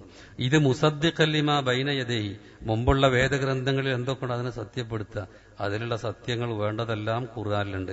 ഇനി വേറെ വേദഗ്രന്ഥം തേടി പോകേണ്ടതില്ല. വ മുഹൈമിനൻ അലൈഹി, പിന്നെ അതിന്റെ മുകളിലുള്ള സ്ഥാനമുള്ള ഗ്രന്ഥമാണ് പരിശുദ്ധ ഖുർആൻ. അതുകൊണ്ട് ഇതിവിടെ ഉണ്ടാവുമ്പോൾ ഇനി വേറെ ഒരു ഗ്രന്ഥത്തിന്റെയും പിന്നാലെ, വേദഗ്രന്ഥത്തിന്റെ പിന്നാലെ പോകരുത് എന്ന് പറഞ്ഞിട്ട് പരിശുദ്ധ ഖുർആൻ ഇസ്ലാമിന്റെ വേദഗ്രന്ഥത്തെപ്പറ്റി, പരിശുദ്ധ ഖുർആനെ പറ്റി നമുക്ക് പറഞ്ഞു തരാം. മൂന്നാമത്തെ കാര്യം, മറ്റുള്ള വേദഗ്രന്ഥങ്ങളെല്ലാം ഈ ഖുർആൻ കൊണ്ട് മൻസൂഖത്തായിട്ടുണ്ട്, ദുർബലപ്പെട്ടിട്ടുണ്ട്. പിന്നെ ലഹിഖ തഹരീഫ്, അതിലൊക്കെ ഭേദഗതി വന്നിട്ടുണ്ട്. മുൻ വേദഗ്രന്ഥങ്ങളിലൊക്കെ ഭേദഗതി വന്നിട്ടുണ്ട്. അതെന്തുകൊണ്ടാത് പരിശുദ്ധ ഖുർആൻ പറയാം, ഫബിമാ നഖ്ലിഹിം മീസാഖഹും, അവർ കരാറുകൾ ലംഘിച്ചതുകൊണ്ട്, ലഅന്നാഹും നമ്മൾ അവരെ ശപിച്ചിരിക്കുന്നു, വജഅൽനാ ഖുലൂബഹും ഖാസിയ, അവരുടെ ഹൃദയങ്ങളെ നമ്മൾ കടുത്തതാക്കി മാറ്റി. അവരുടെ തെറ്റെന്തെന്നറിയ, ഒരു തെറ്റ്, യുഹർരിഫൂനൽ കലിമ അൻ മവാളിഇ, വാചകങ്ങളെ അതിന്റെ സ്ഥാനത്ത് നിന്ന് ഭേദഗതി ചെയ്യുന്നവരാണ് അവർ. അള്ളാഹുവിന്റെ വാചകങ്ങളെ, അള്ളാഹുവിന്റെ സന്ദേശങ്ങളെ ഭേദഗതി നടത്തുന്നവരാണവർ എന്നാണ് അവരെ പറ്റി പറഞ്ഞത്. മറ്റൊരു സ്ഥലത്ത് പറഞ്ഞു സൂറത്തുൽ ബഖറയിൽ, ഫവൈലുൽ ലില്ലദീന യക്തുബൂനൽ കിതാബ ബിഐദീഹിം, സ്വന്തം കൈകൾ കൊണ്ട് വേദഗ്രന്ഥങ്ങൾ എഴുതുന്നവർക്ക് നാശം. സുമ്മ യഖൂലൂന, സ്വന്തം കൈകൾ കൊണ്ട് എഴുതിയിട്ട് അവരെന്താ പറയുന്നത്, ഹാദാ മിൻ ഇൻദില്ല, ഇതൊക്കെ അള്ളാഹുവിന്റെ അടുത്ത് നിന്നാണ്, ഇത് അള്ളാന്റെതാന്ന് പറയും. അവരെഴുതി ചേർക്കുക അള്ളാന്റെതാന്ന് പറയാ, ജനങ്ങളെ പറ്റിക്കാൻ വേണ്ടിയിട്ട്. എന്താ, ലിയഷ്തറൂ ബിഹി സമനൻ ഖലീല, അതുകൊണ്ട് തുച്ഛമായ വില വാങ്ങാൻ വേണ്ടിയിട്ട്. ഫവൈലുല്ലഹും മാ കതബത് മിമ്മാ കതബത് ഐദീഹിം, അവരുടെ കൈകൾ കൊണ്ട് എഴുതിയതുകൊണ്ട് അവർക്ക് നാശം. വൈലുല്ലഹും മിമ്മാ യക്സിബൂൻ, അവർ സമ്പാദിച്ചത് അതിലൊക്കെ അവർക്ക് നാശം എന്നാണ് അതിനെപ്പറ്റി പരിശുദ്ധ ഖുർആൻ നമ്മോട് പറഞ്ഞിട്ടുള്ളത്. അതുപോലെ ഒരു ഹദീസും അവർ കൊടുക്കുകയാണ്. എന്താണ് ഹദീസ്? ഇനി മുമ്പുള്ള പ്രവാചകന്മാരുടെ പിന്നാലെയല്ല പോകേണ്ടത്, ആ പ്രവാചകന്മാർ തന്നെ ഇപ്പൊ ജീവിച്ചിരിപ്പുണ്ട് എന്ന് സങ്കല്പിക്കുക. എന്നാൽ അവരും വേറൊരു ദീനായി ഞങ്ങളും പ്രവാചകന്മാരല്ലേ എന്ന് പറഞ്ഞിട്ട് മുഹമ്മദ് നബി അംഗീകരിക്കാതെ ജീവിച്ചാലോ അവർ പോലും നരകത്തിൽ പോകേണ്ടി വരും എന്നാണ് റസൂൽ സല്ലല്ലാഹു അലൈഹി വസല്ലം പറഞ്ഞത്. എന്ന് പറഞ്ഞ മഹാനായ ഉമർ ഖത്താബ് തൗറാത്തിന്റെ ഒരു കഷ്ണം കിട്ടിയപ്പോ അത്ഭുതത്തോടുകൂടി റസൂലിന്റെ അടുത്തുനിന്ന് വന്നു, എനിക്കൊരു തൗറാത്തിന്റെ കഷ്ണം കിട്ടിയെന്ന് പറഞ്ഞു. റസൂലിന് ആ വരവ് ഇഷ്ടപ്പെട്ടില്ല. റസൂല് പറഞ്ഞു, ലൗകാന മൂസ ഹയ്യൻ, ഇന്ന് മൂസ അലൈഹിസ്സലാം എങ്ങാനും ജീവിച്ചിരിപ്പുണ്ടായിരുന്നുവെങ്കിൽ ലമാ വസിയഹു ഇല്ലത്തിബായി, എന്നെ പിന്തുടരല്ല അദ്ദേഹത്തിന് വേറെ ഒരു മാർഗവുമില്ല. ഞാനും ഉലുൽ അസ്മിൽപ്പെട്ട ഒരു പ്രവാചകനാണ്, വളരെ പ്രധാനപ്പെട്ട നബിയാണ് എന്ന് പറഞ്ഞിട്ട് ഞാൻ നിന്റെ തൗറാത്ത് പോയി വേറെ ജനങ്ങളെ വളർത്തിയെടുക്കുകയാണ് എന്ന് പറഞ്ഞ് എന്നിൽ വിശ്വസിക്കാതെ മാറി നിന്നാൽ അദ്ദേഹം നരകത്തിൽ പോകും എന്നാണ് അതിനെപ്പറ്റി റസൂൽ സല്ലല്ലാഹു അലൈഹി വസല്ലം നമുക്ക് പറഞ്ഞത്. പിന്നെ ഇവര് പറഞ്ഞു, ഈ പണ്ഡിത സഭ, ഇന്ന റസൂലന ഖാതമുൻ നബി, നമ്മുടെ പ്രവാചകൻ ഒടുക്കത്തെ പ്രവാചകനാണ്. ഈ ഒടുക്കത്തെ പ്രവാചകന്റെ ഒരു പ്രത്യേകത പരിശുദ്ധ ഖുർആനിൽ പറഞ്ഞ വാചകം, ആയത്ത് ഇവരെടുത്തു കൊടുക്കുകയാണ്. അതെന്താണെന്നറിയോ?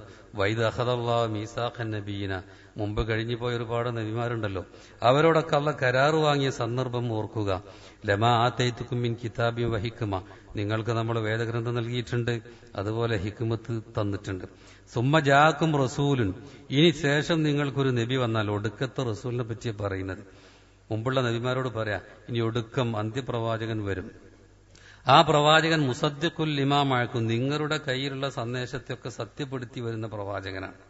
അങ്ങനെ ആ നബി വന്നാൽ നിങ്ങൾ എന്ത് ചെയ്യണം? ലതുഅ്മിനുന്ന ബിഹി, ആ നബിയിൽ നിങ്ങൾ വിശ്വസിക്കുക തന്നെ വേണം. വല തൻസുറുന്നഹു, ആ റസൂലിനെ മുഹമ്മദ് നബിയെ നിങ്ങൾ സഹായിക്കുക തന്നെ വേണം. ഖാൽ, എന്നിട്ട് അള്ളാഹ് പറഞ്ഞതിന് ശേഷം ഇവരോട് ചോദിക്കുക, ആ അഖ്റർതും, നിങ്ങൾ അംഗീകരിച്ചോ എന്ന് ചോദിക്കുകയാണ്. ഖാലു വ അഖദ്തും അലാ ദാലികും ഇസ്രി, എന്റെ കരാർ നിങ്ങൾ സ്വീകരിച്ചോ?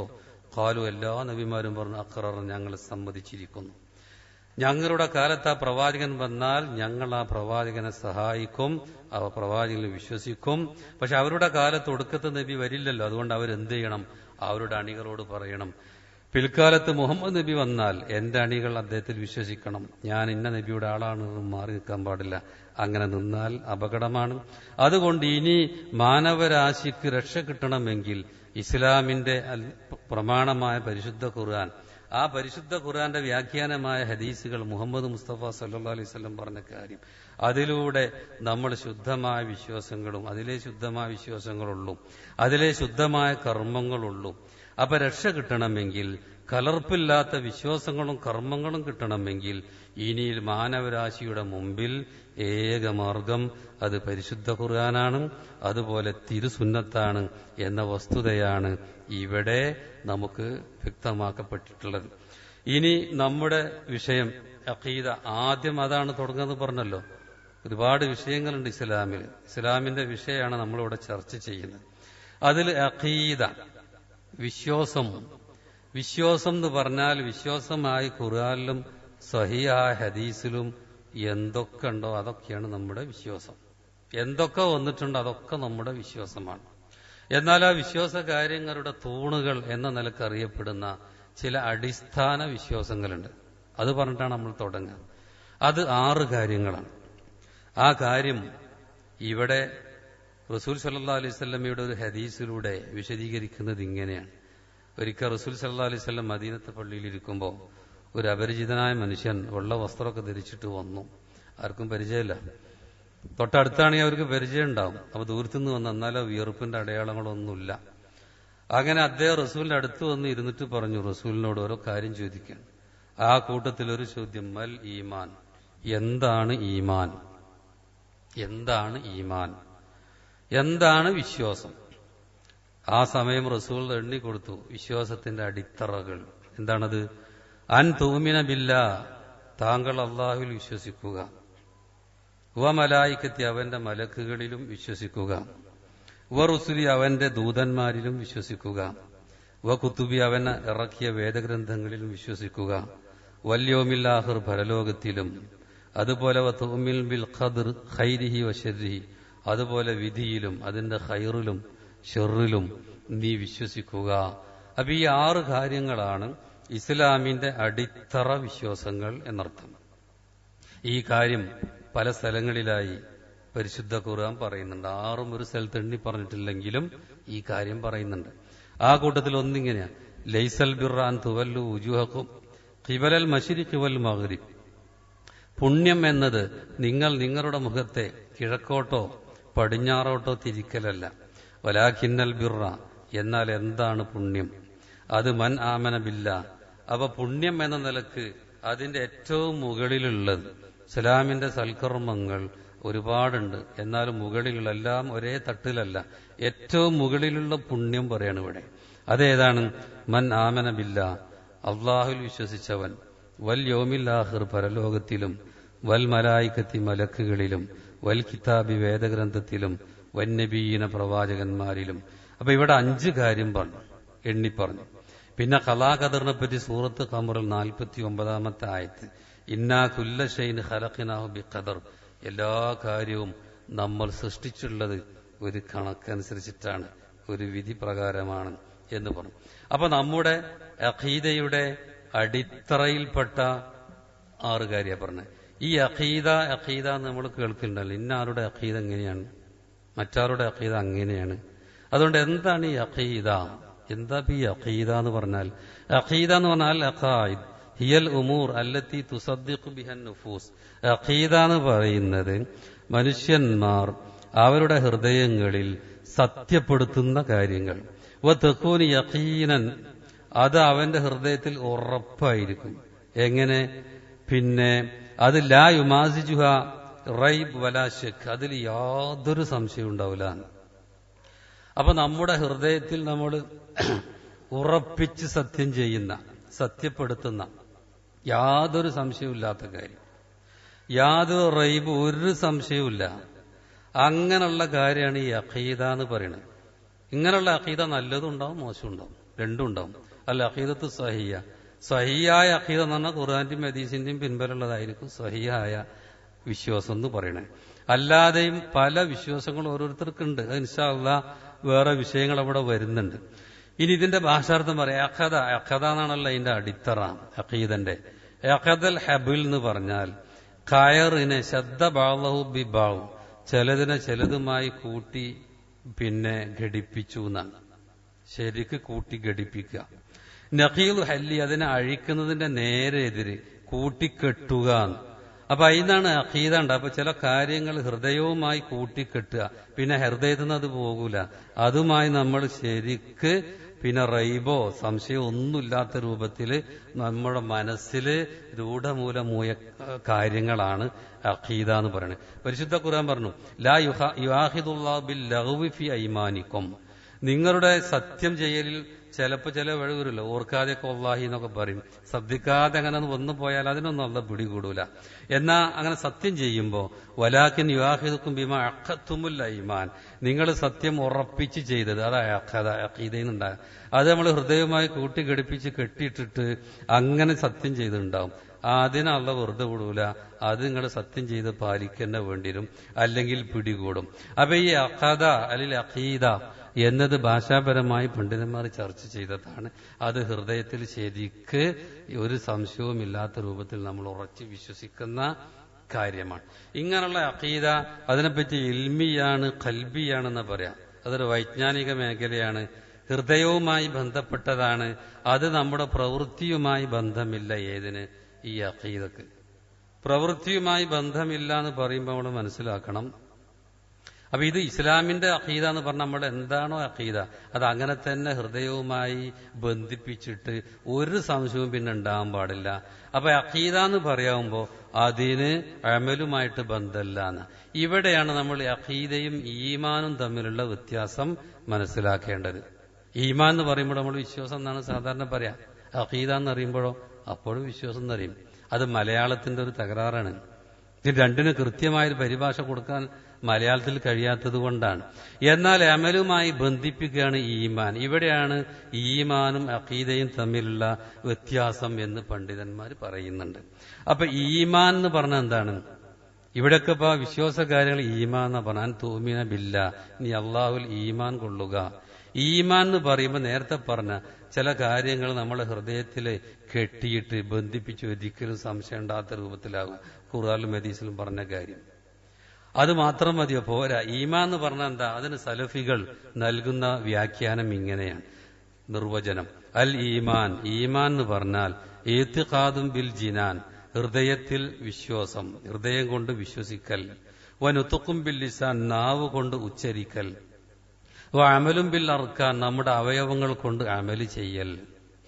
ഇത് മൂന്നും അടങ്ങണം, അപ്പോഴേ ഒരാൾക്ക് ഈമാണ്ട് എന്ന് പറയുള്ളൂ. അതല്ലാതെ എനിക്ക് വിശ്വാസമുണ്ടെന്ന് ഒരാൾ പറയുകയും അയാൾ അമല് ചെയ്യുന്നില്ലെങ്കിലോ ആ അഖീദ ഇസ്ലാമിന്റെ ഭാഷയിൽ ഒന്നുമല്ല, അതൊരു കാര്യമില്ല. ഏതുപോലെ ഇബ്ലീസിനെ സംബന്ധിച്ചിടത്തോളം അയാളുടെ വിശ്വാസത്തിൽ എന്താ കുഴപ്പം? മനസ്സിൽ അള്ള പറയുന്നത് ശരിയാണ്, ആദം അലൈഹി സ്വലാമിന് സുജൂദ് ചെയ്യേണ്ട ആൾ തന്നെയാണ്, കാരണം അള്ള പറഞ്ഞ ഞാൻ കേൾക്കേണ്ടതാണ്. ഇതുപോലുള്ള കാര്യങ്ങളൊക്കെ അയാൾക്കറിയാലോ, ആൾക്കറിയില്ല ഇബ്ലീസിന്. പക്ഷെ അയാൾ എന്ത് ചെയ്തു? ആ അറിവിനെതിരെ അമല് ചെയ്യാണ്. അപ്പൊ തന്റെ മനസ്സിലുള്ള വിശ്വാസം ഒന്ന്, പ്രവൃത്തി വേറൊന്ന്. അതുകൊണ്ട് ആ വിശ്വാസം കൊണ്ട് ഒരു പ്രയോജനമില്ല. ഇതുപോലെ ഫറോവ ചക്രവർത്തിയെപ്പറ്റി പരിശുദ്ധ ഖുർആൻ പറയണം. മൂസ അലൈഹി സ്വലാം കൊണ്ടുവന്ന മോചത്തുകളൊക്കെ അത് മൂസ അലൈഹി സ്വലാമിന് ഒറ്റ കൊണ്ടുവരാൻ കഴിയില്ല എന്നയാൾ ഉറച്ച് വിശ്വസിക്കുന്നുണ്ട്. നമ്മൾ പറയല് പരിശുദ്ധ ഖുർആനാ പറയാ. മനുഷ്യരുടെ മനസ്സറിയുന്ന അള്ളാഹു, ആ അള്ളാഹു സുബ്ഹാനഹു വതആല പറയാ വജഹദൂ ബിഹാ, ആ ദൃഷ്ടാന്തങ്ങളിലൊക്കെ അവർ നിഷേധിച്ചു.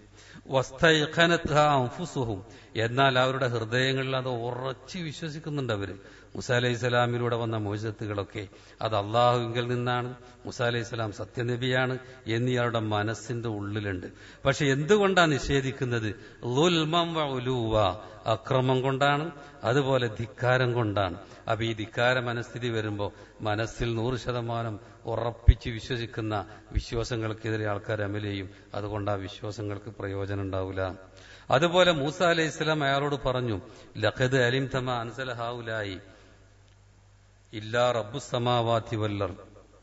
ഈ ദൃഷ്ടാന്തങ്ങളൊക്കെ എന്ന് പറഞ്ഞാൽ 9 ദൃഷ്ടാന്തങ്ങൾ ഉണ്ടായിരുന്നു മൂസ അലൈഹി സ്വലാമിലൂടെ അവർക്ക് വെളിപ്പെട്ട. ആ 9 ദൃഷ്ടാന്തങ്ങളും ഇറക്കിയത് അള്ളാഹുവാണ് എന്ന് ഫിറോവിനെ നിനക്ക് ശരിക്കറിയാമല്ലോ. അതിന് ഫിറോൻ എതിർത്തിട്ടില്ല, ഫിറോൻ അത് അറിയാം. ഇതുപോലെ അഹ്ലു കിതാബിനെ പറ്റി, ജൂതന്മാരെ ക്രിസ്ത്യാനികളെ പറ്റി പരിശുദ്ധ ഖുർആൻ പറയുന്നുണ്ട്. എന്താണ്? അവർക്ക് മുഹമ്മദ് നബിനെ ശരിക്കറിയാമായിരുന്നു എന്നാണ്. അവർക്കറിയാം. ആ കാര്യം പരിശുദ്ധ ഖുർആൻ സൂറത്തുൽ ബഖറയിലൂടെ പറയുന്നത് ഇങ്ങനെയാണ്: അല്ലദീന ആതൈനാഹുമുൽ കിതാബ, നമ്മൾ വേദഗ്രന്ഥം നൽകിയവർ, യാരിഫൂന, അവർക്ക് ആ പ്രവാചകനെ അറിയാം, കമാ യാരിഫൂൻ അബ്നാഹും, സ്വന്തം കുട്ടികളെ അറിയും പോലെ. നമ്മുടെ മക്കളെ നമുക്കറിയാം, അതുപോലെ മുഹമ്മദ് നബി അവർക്കറിയാം. അതുകൊണ്ട് പ്രവാചകൻ വരുന്നതിന്റെ മുമ്പ് ജൂതന്മാരും ക്രിസ്ത്യാനികളും വരാനുള്ള നബി വരാനായിട്ടുണ്ട്. കാരണം അവരുടെ വേദഗ്രന്ഥത്തിൽ ഒടുക്കം വരുന്ന നബിയെ പറ്റിയുള്ള പരാമർശമുണ്ട്. അതുകൊണ്ട് അവര് പറഞ്ഞു കൊടുത്ത വിവരണം അനുസരിച്ചാണ് അങ്ങകലെ നിന്ന് പേർഷ്യയിൽ നിന്ന് സൽമാൻ ഫാരിസിക്ക് നബിയെ തേടി വന്നത്. അങ്ങനെ നബി വരും, മക്കയുടെ അല്ലെങ്കിൽ മദീനയുടെ ഭാഗത്തെത്തും എന്നൊക്കെ ആര് പറഞ്ഞു കൊടുത്തതാ? അവരുടെ പണ്ഡിതന്മാർ പറഞ്ഞു കൊടുത്തതാണ്. അതുപോലെ ഒരുപാട് സംഭവങ്ങളുണ്ട് ഈ കാര്യവുമായി ബന്ധപ്പെട്ടത്. അവർക്ക് റസൂൽ സല്ലല്ലാഹു അലൈഹി വസല്ലമയെ അറിയാമായിരുന്നു. എന്നിട്ടും അവർ കള്ള നബി എന്ന് പറയണം. അവരുടെ മനസ്സിലെ വിശ്വാസങ്ങൾക്കെതിരെയാണ് അഹങ്കാരപൂർവ്വം അസൂയ കൊണ്ട് അവരങ്ങനെ ചെയ്യുന്നത്. ഇതുപോലെ വേറെ അഹങ്കാരം അസൂയൊന്നും അല്ല നോക്കുക, വേറെ ദുനിയവി താല്പര്യം കൊണ്ടും മനസ്സിന്റെ ഉള്ളിലുള്ള വിശ്വാസത്തിനനുസരിച്ചല്ലാതെ അമല് ചെയ്യുന്നവരുണ്ടാവാം. ആ കൂട്ടത്തിൽപ്പെട്ട ഒരാളാണ് അബൂ ത്വാലിബ്. അയാൾ റസൂൽ സല്ലല്ലാഹു അലൈഹി വസല്ലമയുടെ ദഅവത്ത് ശരിക്ക് സത്യമാണെന്ന് വിശ്വസിച്ച ആളായിരുന്നു. മുഹമ്മദ് നബി സത്യനബിയാണ് എന്ന് ബോധ്യമുള്ള ആളാണ്. അള്ളാഹുവാണ് അദ്ദേഹത്തിന് സന്ദേശം കൊടുക്കുന്നതെന്ന് അറിയാവുന്ന ആളാണ്. എന്നിട്ടും എന്തുകൊണ്ട് അദ്ദേഹം വിശ്വസിച്ചില്ല? ആ കാര്യം അദ്ദേഹം പറഞ്ഞു. അപ്പൊ അദ്ദേഹത്തിന് അഖീദ ഉണ്ട് എന്നർത്ഥം. റസൂലിനെ പറ്റിയുള്ള അഖീദ ക്ലിയറാ. അതുകൊണ്ട് അദ്ദേഹം പറഞ്ഞു, വലഖദ് അലിംതു ബി അന്ന ദീന മുഹമ്മദി, മുഹമ്മദ് നബിയിലൂടെ വന്ന ഈ ദീന്, അതിനെപ്പറ്റി എനിക്കറിയാം. അത് മിൻ ഖൈരി അദിയാനിൽ ബരിയത്തി ദീന, ഈ ലോകത്ത് മനുഷ്യർക്കിടയിൽ എത്ര ദീൻ വന്നിട്ടുണ്ടോ ആ ദീനിൽ ഏറ്റവും നല്ല ദീന് മുഹമ്മദ് നബിയിലൂടെ വന്ന ഈ ദീനാണ് എന്നെനിക്കറിയാം. വലൗലൽ മലാമത്തു ഔ ഹിദാറു മസബ്ബത്തി, എന്നാൽ വേറെ ചില ആൾക്കാർ എന്നെ ആക്ഷേപിക്കുമെന്ന പേടിയില്ലായിരുന്നുവെങ്കിൽ, എല്ലാവരും ഞാനിപ്പോ നല്ലൊരവസ്ഥയിലാണ് നാട്ടിലുള്ളത്, ഞാൻ അങ്ങോട്ട് നിന്റെ കൂടെ നിന്ന് കഴിഞ്ഞാൽ എന്നെ പിന്നെ അവനും ആ ലൈനായി, വളരെ നല്ല ആളായിരുന്നു, ഇപ്പൊ വളരെ മോശമായി എന്നൊക്കെ എന്നെപ്പറ്റി ഈ സമയം അവരാക്ഷേപിക്കുന്ന ആ പേടി എനിക്കില്ലായിരുന്നുവെങ്കിൽ ഞാൻ നിന്റെ പിന്നാലെ വരുമായിരുന്നു എന്നാണ് ആര് പറയുന്നത്? അബൂ ത്വാലിബ് പറയുന്നത്. അപ്പൊ പല താല്പര്യങ്ങളും അവരുടെ മനസ്സിന്റെ ഉള്ളിലെ വിശ്വാസങ്ങൾക്കെതിരെ മനുഷ്യന് നിലപാട് സ്വീകരിക്കാൻ കാരണമാകുന്നുണ്ട് എന്നാണ് പറയുന്നത്. അപ്പോ ഇനിയിവിടെ നമ്മൾ പറഞ്ഞത് ആദ്യം വിശ്വാസകാര്യമാണ്. ആ വിശ്വാസകാര്യത്തിൽ തന്നെ എണ്ണി പറഞ്ഞപ്പോ തുടക്കത്തിലെ പറഞ്ഞല്ലോ, ആദ്യം തന്നെ എന്താ നിങ്ങള് അള്ളാഹുവിലുള്ള വിശ്വാസം. ഏറ്റവും പ്രധാനപ്പെട്ട അഖീദയാണ് ഇപ്പൊ ഈ പറയുന്നത്. ഏത്? റബ്ബിലുള്ള വിശ്വാസം, അള്ളാഹുവിലുള്ള വിശ്വാസം. അതിനെപ്പറ്റി ഒന്ന് രണ്ട് കാര്യങ്ങൾ കൂടി നമ്മൾ ഇന്ന് സംസാരിക്കണം. അള്ളാഹുവിലുള്ള വിശ്വാസം ആദ്യം അതാണല്ലോ നമ്മൾ തുടങ്ങുന്നത്. ഇസ്ലാമിന്റെ അഖീദയിലെ അടിസ്ഥാന വിഷയങ്ങളിൽ ആദ്യമുള്ളത് അൽ അഖീദത്തു ഫില്ലാഹ്, അള്ളാഹുവിലുള്ള വിശ്വാസം. ഇതാണ് ഒന്നാമത്തത്, വളരെ പ്രധാനപ്പെട്ട. അതിന്റെ പ്രാധാന്യമൊന്നും എന്റെ നാവ് കൊണ്ട് എനിക്ക് പറയാൻ കഴിയില്ല. ലോകത്ത് ഒരുപാട് നല്ലവർ കഴിഞ്ഞു പോയിട്ടുണ്ട്. ഏറ്റവും നല്ലവരാര്? അമ്പിയാക്കളാണ്. ആ അമ്പിയാക്കളിൽ തന്നെ മുർസലീങ്ങൾ, റസൂൽമാർ എന്ന നിലക്ക് ഒന്നുകൂടി പ്രാധാന്യം കൂടിയവർ, അതിൽ ഉലുൽ അസ്മ എന്ന നിലക്ക് വീണ്ടും പ്രാധാന്യം കൂടിയവർ, അതിൽ 2 ഖലീലുമാർ, അതാണ് മുഹമ്മദ് മുസ്തഫ സല്ലല്ലാഹു അലൈഹി വസല്ലം, അതുപോലെ ഇബ്രാഹിം അലൈഹിസ്സലാം. ഇവരുടെയൊക്കെ ചരിത്രം വളരെ താല്പര്യപൂർവ്വം നമ്മൾ കേൾക്കും, പഠിക്കും. ഇതല്ലാത്ത മനുഷ്യരുടെ ചരിത്രം തന്നെ കേൾക്കും. എന്നാൽ ഏറ്റവും അഷറഫായ മുഹമ്മദ് മുസ്തഫ സല്ലല്ലാഹു അലൈഹി വസല്ലമിന്റെ ചരിത്രം, റസൂലിനെ പറ്റിയുള്ള വിവരം, ആ വിവരം നേടുക എന്ന് പറഞ്ഞ വലിയ ഇബാദത്താണല്ലോ. അതിനേക്കാളൊക്കെ എത്ര വലിയ ഇബാദത്താണ് അള്ളാഹിനെ പറ്റിയുള്ള വിവരം നേടുക എന്ന് പറയുന്നത്. റബ്ബിനെ പറ്റിയുള്ള വിവരം, അതാണ് ആദ്യമുള്ളത്. ഇപ്പൊ സൂറത്ത് അസ്ർ, വൽ അസ്ർ എന്ന് തുടങ്ങുന്നത്, അതിൽ പറയുന്ന ഒന്നാമത്തെ കാര്യം, ഇമാം ഷാഫി പറഞ്ഞു, മനുഷ്യർക്കായി അള്ളാഹ് ഈ സൂറത്ത് മാത്രം ഇറക്കിയിട്ടുണ്ടെങ്കിൽ അതെന്നെ മതിയായിരുന്നു, എല്ലാ കാര്യത്തിലുണ്ട്. കാലം തന്നെ സത്യം, മനുഷ്യരൊക്കെ നഷ്ടത്തിലാണ്, വിശ്വസിച്ചവർ ഒഴികെ, സൽക്കർമ്മങ്ങൾ ചെയ്തവരൊഴികെ. അതുപോലെ പിന്നെ സത്യം അങ്ങോട്ടും ഇങ്ങോട്ടും ഉപദേശിക്കുക, ക്ഷമ കൊണ്ട് ഉപദേശിക്കുക, ഇത് ചെയ്തവരൊഴികെ. അപ്പൊ 4 കാര്യമാണ് പറയണത്. അപ്പൊ ഒന്ന് ഈമാൻ കാര്യമാണ് പറയണത്. ഈമാനുണ്ടെങ്കിൽ ആദ്യം ഇൽമ് വേണം. എന്നിട്ട് ഈ ഇൽമ ഏതാണ്? ആ ഇൽമ എന്ന് പറഞ്ഞാൽ നിർബന്ധമായും ലോകത്തിലെ മനുഷ്യന്മാരൊക്കെ നേടേണ്ട ഇൽമെന്താ? അത് മഅരിഫത്തുൽ അബ്ദി റബ്ബഹു, ഒരടിമ തന്റെ റബ്ബിനെ പറ്റി അറിയലാണ്. റബ്ബിനെ പറ്റി അറിയൽ, അതാണ് ഏറ്റവും പ്രധാനം. പിന്നെ തന്റെ റസൂലിനെ പറ്റി അറിയൽ, തന്റെ ദീനിനെ പറ്റി അറിയൽ. ഇത് അറിയാതെ ഒരു മനുഷ്യന് ഈ ലോകത്തുനിന്ന് മരിച്ചു പോവാൻ ഇടവരരുത് എന്നാണ്. മഹാന്മാരായ ചില പണ്ഡിതന്മാരുടെ വാചകം ഞാൻ നിങ്ങളെ കേൾപ്പിക്കാം. സലഫി ലോകത്ത് അറിയപ്പെട്ട പണ്ഡിതന്മാരാണ് ഷെയ്ഖുൽ ഇസ്ലാം ഇബ്നു തൈമിയ, അതുപോലെ ഇമാം ഇബ്നുൽ ഖയ്യിം തുടങ്ങിയവരൊക്കെ. ഇമാം ഇബ്നുൽ ഖയ്യിം പറയാം, ഇന്ന ദഅവത്ത റസൂൽ, ലോകത്ത് റസൂൽമാർ വന്നിട്ടുണ്ടല്ലോ, അവരുടെ ദഅവത്ത്, അവരുടെ ക്ഷണം, തദൂറു അലാ സലാസത്തി ഉമൂർ, അത് 3 കാര്യങ്ങളിൽ ചുറ്റി നിൽക്കുന്നതാണ്. 3 കാര്യം. അതിലൊന്നാമത്തെ എന്തറിയും? ഇത് വലിയ പണ്ഡിതന്മാരെ പറയണം. അവര് പറഞ്ഞാൽ കൂട്ടിച്ചേർക്കാൻ നമ്മുടെ അടുത്ത് ഉണ്ടാവില്ല. ഇമാം ഇബ്നുൽ ഖയ്യിമിനെ പോലുള്ള മഹാപണ്ഡിതന്മാര് പറയാം, ലോകത്ത് അള്ളാഹ് റസൂൽമാരെ പറഞ്ഞയച്ചു, അവരുടെ ദഅവത്തിനെ പറ്റി, ലോകത്ത് നബിമാർ നടത്തിയ ദഅവത്ത്, അത് 3 വിഷയമാണെന്ന് പറയണം. അതിലൊന്നാമത്തെ കാര്യം എന്താ പറയുന്നത്? താരീഫുർ റബ്ബ് അൽ മദഊ ഇലൈ, ഏതൊരു റബ്ബിലേക്കാണോ ഈ നബിമാര് ക്ഷണിക്കുന്നത്, ആ റബ്ബിനെ പരിചയപ്പെടുത്തുക. എങ്ങനെ പരിചയപ്പെടുത്തുക? നമ്മുടെ ചിന്ത കൊണ്ട് നമ്മൾ ചിന്തിച്ച് കണ്ടെത്തുക. അങ്ങനെ ചില ആൾക്കാർ ഈ ലോകത്ത് സൃഷ്ടാവിനെ പറ്റി പരിചയപ്പെടുത്തലുണ്ട്. കുറെ ശരി വരും, ഒരുപാട് അബദ്ധങ്ങളും വരും. അതുകൊണ്ട് എങ്ങനെയാ റബ്ബിനെ പരിചയപ്പെടേണ്ടത്? എങ്ങനെയാ നബിമാര് പരിചയപ്പെടുത്തിയത്? റബ്ബിനെ ബി അസ്മാഇ, അവന്റെ നാമങ്ങൾ കൊണ്ട്, സിഫാത്തി, അവന്റെ വിശേഷണങ്ങൾ കൊണ്ട്, അഫ്ആലിഹി, അവന്റെ പ്രവൃത്തികൾ കൊണ്ട്. അപ്പൊ ലോകത്തിന്റെ രക്ഷകനായ, അതിന്റെ പരിപാലകനായ റബ്ബായ സൃഷ്ടാവുണ്ടല്ലോ, അവനെ എങ്ങനെ അറിയാം? അവന്റെ നാമങ്ങൾ കൊണ്ട്. എവിടുന്ന് അവന്റെ നാമം കിട്ടുക? അള്ളാഹ് തന്നെ പറഞ്ഞിരണം. എവിടുന്ന് അവന്റെ വിശേഷണം കിട്ടുക? അത് അള്ളാഹ് പറഞ്ഞിരണം. അവന്റെ പ്രവൃത്തികൾ കൃത്യമായിട്ട് എവിടുന്ന് കിട്ടുക? അത് റബ്ബെന്നെ പറഞ്ഞിരണം. അതിലൂടെ റബ്ബിനെ പരിചയപ്പെടുത്തുക, ഇതാണ് ലോകത്ത് നബിമാർ ചെയ്ത ഒന്നാമത്തെ ദൗത്യം. ഈ രണ്ടാമത്തെ കാര്യം എന്തെന്ന്? രണ്ടാമത്തെ കാര്യം മഅരിഫത്തു തരീഖത്തിൽ മൂസിലത്തി ഇലൈഹി, ആ റബ്ബിലേക്ക് എത്താനുള്ള മാർഗം അത് പറഞ്ഞു കൊടുക്കുക, അത് വിവരിച്ചു കൊടുക്കുക. എന്താണ് ആ മാർഗം? വയ്യ ദിക്റുഹു, ആ റബ്ബിനെ ഓർക്കൽ, വശുക്കുറു, ആ റബ്ബിന് നന്ദി കാണിക്കൽ, ഇബാദത്തു, അവൻ ഇബാദത്ത് ചെയ്യൽ, അല്ലത്തി തജ്മു കമാല ഹുബ്ബിഹി വ കമാല ദുല്ലി ഇലൈഹി, എങ്ങനെയുള്ള ആരാധനകൾ, എങ്ങനെയുള്ള നന്ദി, അതുപോലെ എങ്ങനെയുള്ള ദിക്റുകൾ, ഇതൊക്കെ അള്ളാഹുവിനോട് ഉള്ള സ്നേഹം അതിന്റെ പൂർണ്ണതയിൽ എത്തുന്ന രൂപത്തിലുള്ള കാര്യങ്ങളാണ് പറയുന്നത്. അതുപോലെ കമാലുല്ലി ഇലൈഹി, അതുപോലെ പരമമായ വണക്കം, അങ്ങേയറ്റത്തെ വണക്കം റബ്ബിന്, പൂർണ്ണത, ആ രൂപത്തിൽ എത്തുന്ന രൂപത്തിലുള്ള ഇബാദത്ത്, ശുക്ർ, ദിക്ർ, ഇത്തരം കാര്യങ്ങളൊക്കെ നമ്മൾ ചെയ്താൽ റബ്ബിലെത്തും. അങ്ങനെ റബ്ബ് പറഞ്ഞ പണി നമ്മൾ എടുത്തു കഴിഞ്ഞാൽ ലോകത്ത് നബിമാരുടെ ഇങ്ങനെയൊക്കെ ചെയ്യുന്ന ആൾക്കാർക്ക് എന്തുണ്ട് എന്നറിയിക്കലാണ് അടുത്ത നബിമാരുടെ ദൗത്യം. അതാണ് താരീഫുഹും മാലഹും ബാദൽ വുസൂലി ഇലൈഹി ഫീ ദാരി കറാമത്തിഹി. അങ്ങനെ റബ്ബ് പറഞ്ഞതനുസരിച്ച് ഈ ലോകത്ത് ജീവിക്കുന്ന മനുഷ്യന്മാർക്ക് അള്ളാഹു പരലോകത്ത് ഒരുക്കി വച്ച സ്വർഗം, അതിൽ മിനൻ നഈം, അതിലുള്ള അനുഗ്രഹങ്ങൾ വർണ്ണിച്ചു കൊടുക്കുക.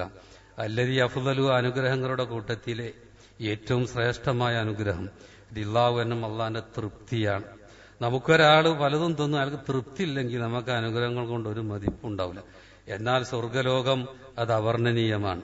അതിലുള്ള അനുഗ്രഹങ്ങളൊക്കെ നമുക്ക് നൽകുന്ന റബ്ബ് നമ്മളെപ്പറ്റി പൂർണ്ണനായ തൃപ്തനാണ്. അതുപോലെ തജല്ലീഹി ലഹും വ റുയതിഹിം, അതുപോലെ ആ റബ്ബ് അവരുടെ മുമ്പിൽ പ്രത്യക്ഷപ്പെടുക എന്നതാണ് ഏറ്റവും വലിയ അനുഗ്രഹം. അതുപോലെ ആ റബ്ബിനെ അവർ കാണുക എന്നത് മഹാ അനുഗ്രഹമാണ്. പല അനുഗ്രഹങ്ങളും കിട്ടി. ഇനി നിങ്ങളോട് ഞാൻ കരാർ ചെയ്തൊരു കരാർ, അതിലേക്ക് അത് നടപ്പാക്കാൻ പോവാണെന്ന് അള്ളാഹ് പറയുമ്പോൾ എല്ലാവരും പറയും ഇനിയെന്ത് അനുഗ്രഹമാണ്, ഞങ്ങൾ കിട്ടിയത് തന്നെ എന്തൊരു വലിയ അനുഗ്രഹമാണ്, ഇതിനും വലിയ അനുഗ്രഹം വേറുണ്ടോ? ആ നേരമാണ് റബ്ബിന്റെ മറ നീക്കപ്പെടുകയും റബ്ബിനെ സത്യവിശ്വാസികൾ കാണുകയും ചെയ്യുന്നത്. ആ നേരം മറ്റുള്ളതൊക്കെ അവർക്ക് നിസ്സാരമായി തോന്നും. അപ്പൊ ഏറ്റവും വലിയ അനുഗ്രഹം റബ്ബ് പറഞ്ഞതനുസരിച്ച് ജീവിച്ചാൽ പരലോകത്ത് കിട്ടുന്ന ഒരുപാട് അനുഗ്രഹങ്ങൾ, അതിൽ വലിയ അനുഗ്രഹം റബ്ബിനെ കാണുക, തക്ലീമു ചെയ്യാം, ആ റബ്ബ് നമ്മോട് സംസാരിക്കുക, ഇത്തരം കാര്യങ്ങളൊക്കെ അവർ കിട്ടും. ഈ കാര്യം പറഞ്ഞു കൊടുക്കുക, ഇതിനു വേണ്ടിയാണ്, ഈ മൂന്ന് കാര്യങ്ങൾക്ക് വേണ്ടിയാണ് ലോകത്ത് അമ്പിയാക്കൾ വന്നിട്ടുള്ളത്, റസൂൽമാർ വന്നിട്ടുള്ളത്. ഷെയ്ഖുൽ ഇസ്ലാം ഇബ്നു തൈമിയന്റെ ഒരു വാചകം കൂടി വായിച്ചിട്ട് ഇന്നത്തെ ക്ലാസ് നമുക്ക് അവസാനിപ്പിക്കാം. കാല ഇബ്നു തൈമിയ, അദ്ദേഹം പറയാണ്, വൽ ഖുർആനു, പരിശുദ്ധ ഖുർആൻ, ഫീഹി മിൻ ദിക്രി അസ്മാഇല്ലാഹി വ സിഫാത്തിഹി, റബ്ബിനെ പരിചയപ്പെടണം. ആ റബ്ബിനെ പരിചയപ്പെടൽ എങ്ങനെയെന്നാ പറയുന്നത്. അതിലെന്താണ് പരിശുദ്ധ ഖുർആനിലുണ്ട്? പരിശുദ്ധ ഖുർആനിൽ റബ്ബിന് നാമങ്ങളുണ്ട്, വ സിഫാത്തിഹി, അതുപോലെ റബ്ബിന്റെ വിശേഷണങ്ങളുണ്ട്. വഫ്അലി, പരിശുദ്ധ ഖുർആൻ എടുത്തു നോക്കിയ അള്ളാഹുവിന്റെ പ്രവൃത്തികളുണ്ട്. എന്തൊക്കെയാണ് അത്? അക്സറു മിമ്മാ ഫീഹി മിൻ ദിക്രിൽ അക്ലി വശുർബി വന്നിക്കാഹി ഫിൽ ജന്ന, സ്വർഗത്തിൽ നമ്മൾ ഭക്ഷിക്കുന്നതിനെ പറ്റി ഖുർആനിൽ പറഞ്ഞിട്ടുണ്ട്, കുടിക്കുന്നതിനെ പറ്റി പറഞ്ഞിട്ടുണ്ട്, അതുപോലെ ഭാര്യ ഭർത്തൃ ബന്ധങ്ങളെ പറ്റിയൊക്കെ പറഞ്ഞിട്ടുണ്ട്, മറ്റ് അനുഗ്രഹങ്ങളെ പറ്റി പറഞ്ഞിട്ടുണ്ട്. എന്നാൽ അതൊക്കെ പറയുന്നതിനേക്കാളേറെ പരിശുദ്ധ ഖുർആനിൽ പറഞ്ഞത് അള്ളാന്റെ നാമങ്ങളെ പറ്റിയാണ്, അവന്റെ വിശേഷണങ്ങളെ പറ്റിയാണ്, അവന്റെ പ്രവൃത്തികളെ പറ്റിയാണ് എന്നർത്ഥം. വൽ ആയാത്തുൽ മുതളമ്മിനത്തുൽ ദിക്രി അസ്മാഇല്ലാഹി വ സിഫാത്തിഹി, അള്ളാഹുവിന്റെ നാമങ്ങളും അവന്റെ വിശേഷണങ്ങളും ഉൾക്കൊള്ളുന്ന ആയത്തുകൾ, അത് ആളമു ഖദറം മിൻ ആയാത്തിൽ മഅദ്, പരലോകത്തെപ്പറ്റി പറയുന്ന ആയത്തുകളുണ്ടല്ലോ ഖുർആനിൽ, അതിനേക്കാൾ വലിയ വിലയുണ്ട്, സ്ഥാനമുണ്ട്. അപ്പൊ പരിശുദ്ധ ഖുർആനിൽ ഓരോ ആയത്തും വളരെ പ്രധാനപ്പെട്ട സംശയമില്ലല്ലോ. എന്നാലും ആയത്തുകൾക്കിടയിൽ പോരിശയിൽ ഏറ്റപ്പെട്ടുണ്ട് എന്നതിൽ ഒരു തർക്കമില്ല. അത് ഇവിടെയും ആ കാര്യമാണ് അദ്ദേഹം പറയുന്നത്.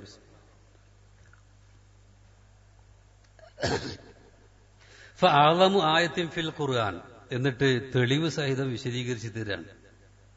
പരിശുദ്ധ ഖുർആനിലെ ഏറ്റവും മഹത്തായ ആയത്ത് അതേതാണ്?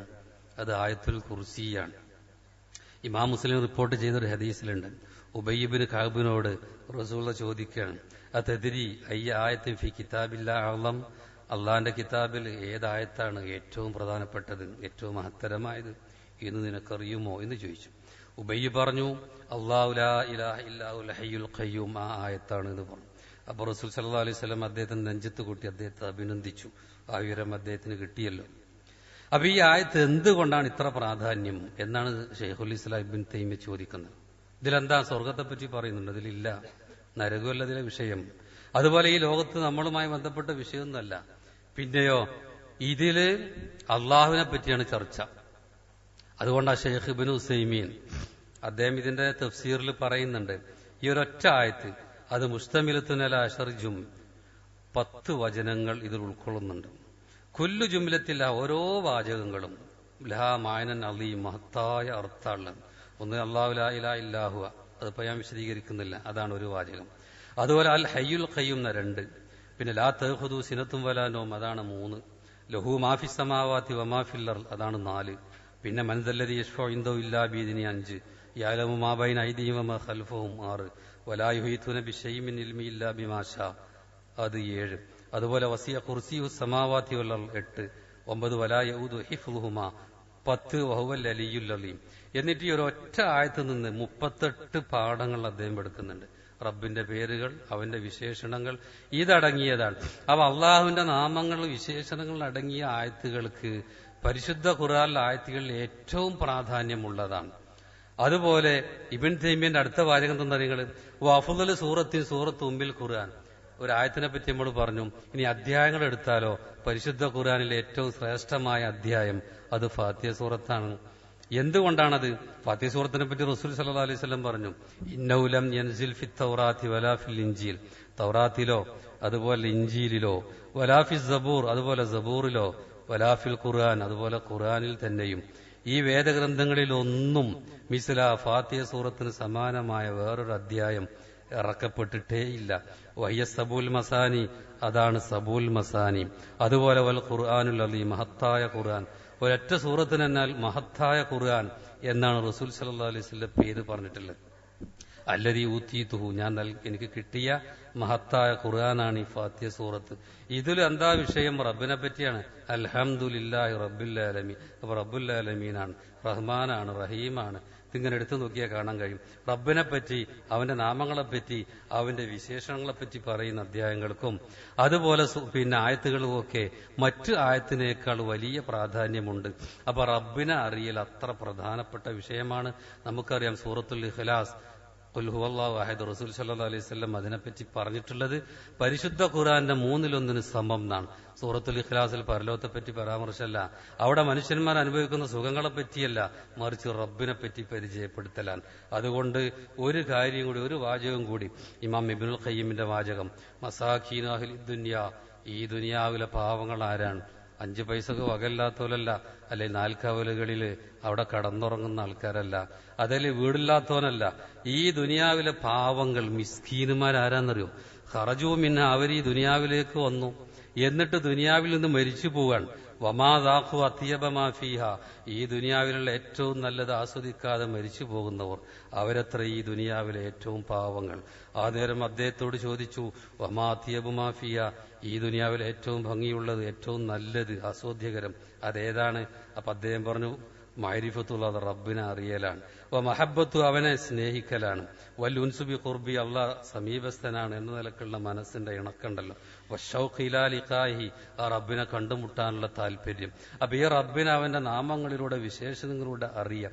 ഇതിനെപ്പറ്റി അറിയാതെ ഈ ലോകത്തിലേക്ക് എങ്ങനെ ജനിച്ചുവോ അതേപോലെ തന്നെ മരിച്ചു പോകുന്ന മനുഷ്യന്മാർ, അവരാണ് ഈ ലോകത്തിലെ സാധുക്കൾ.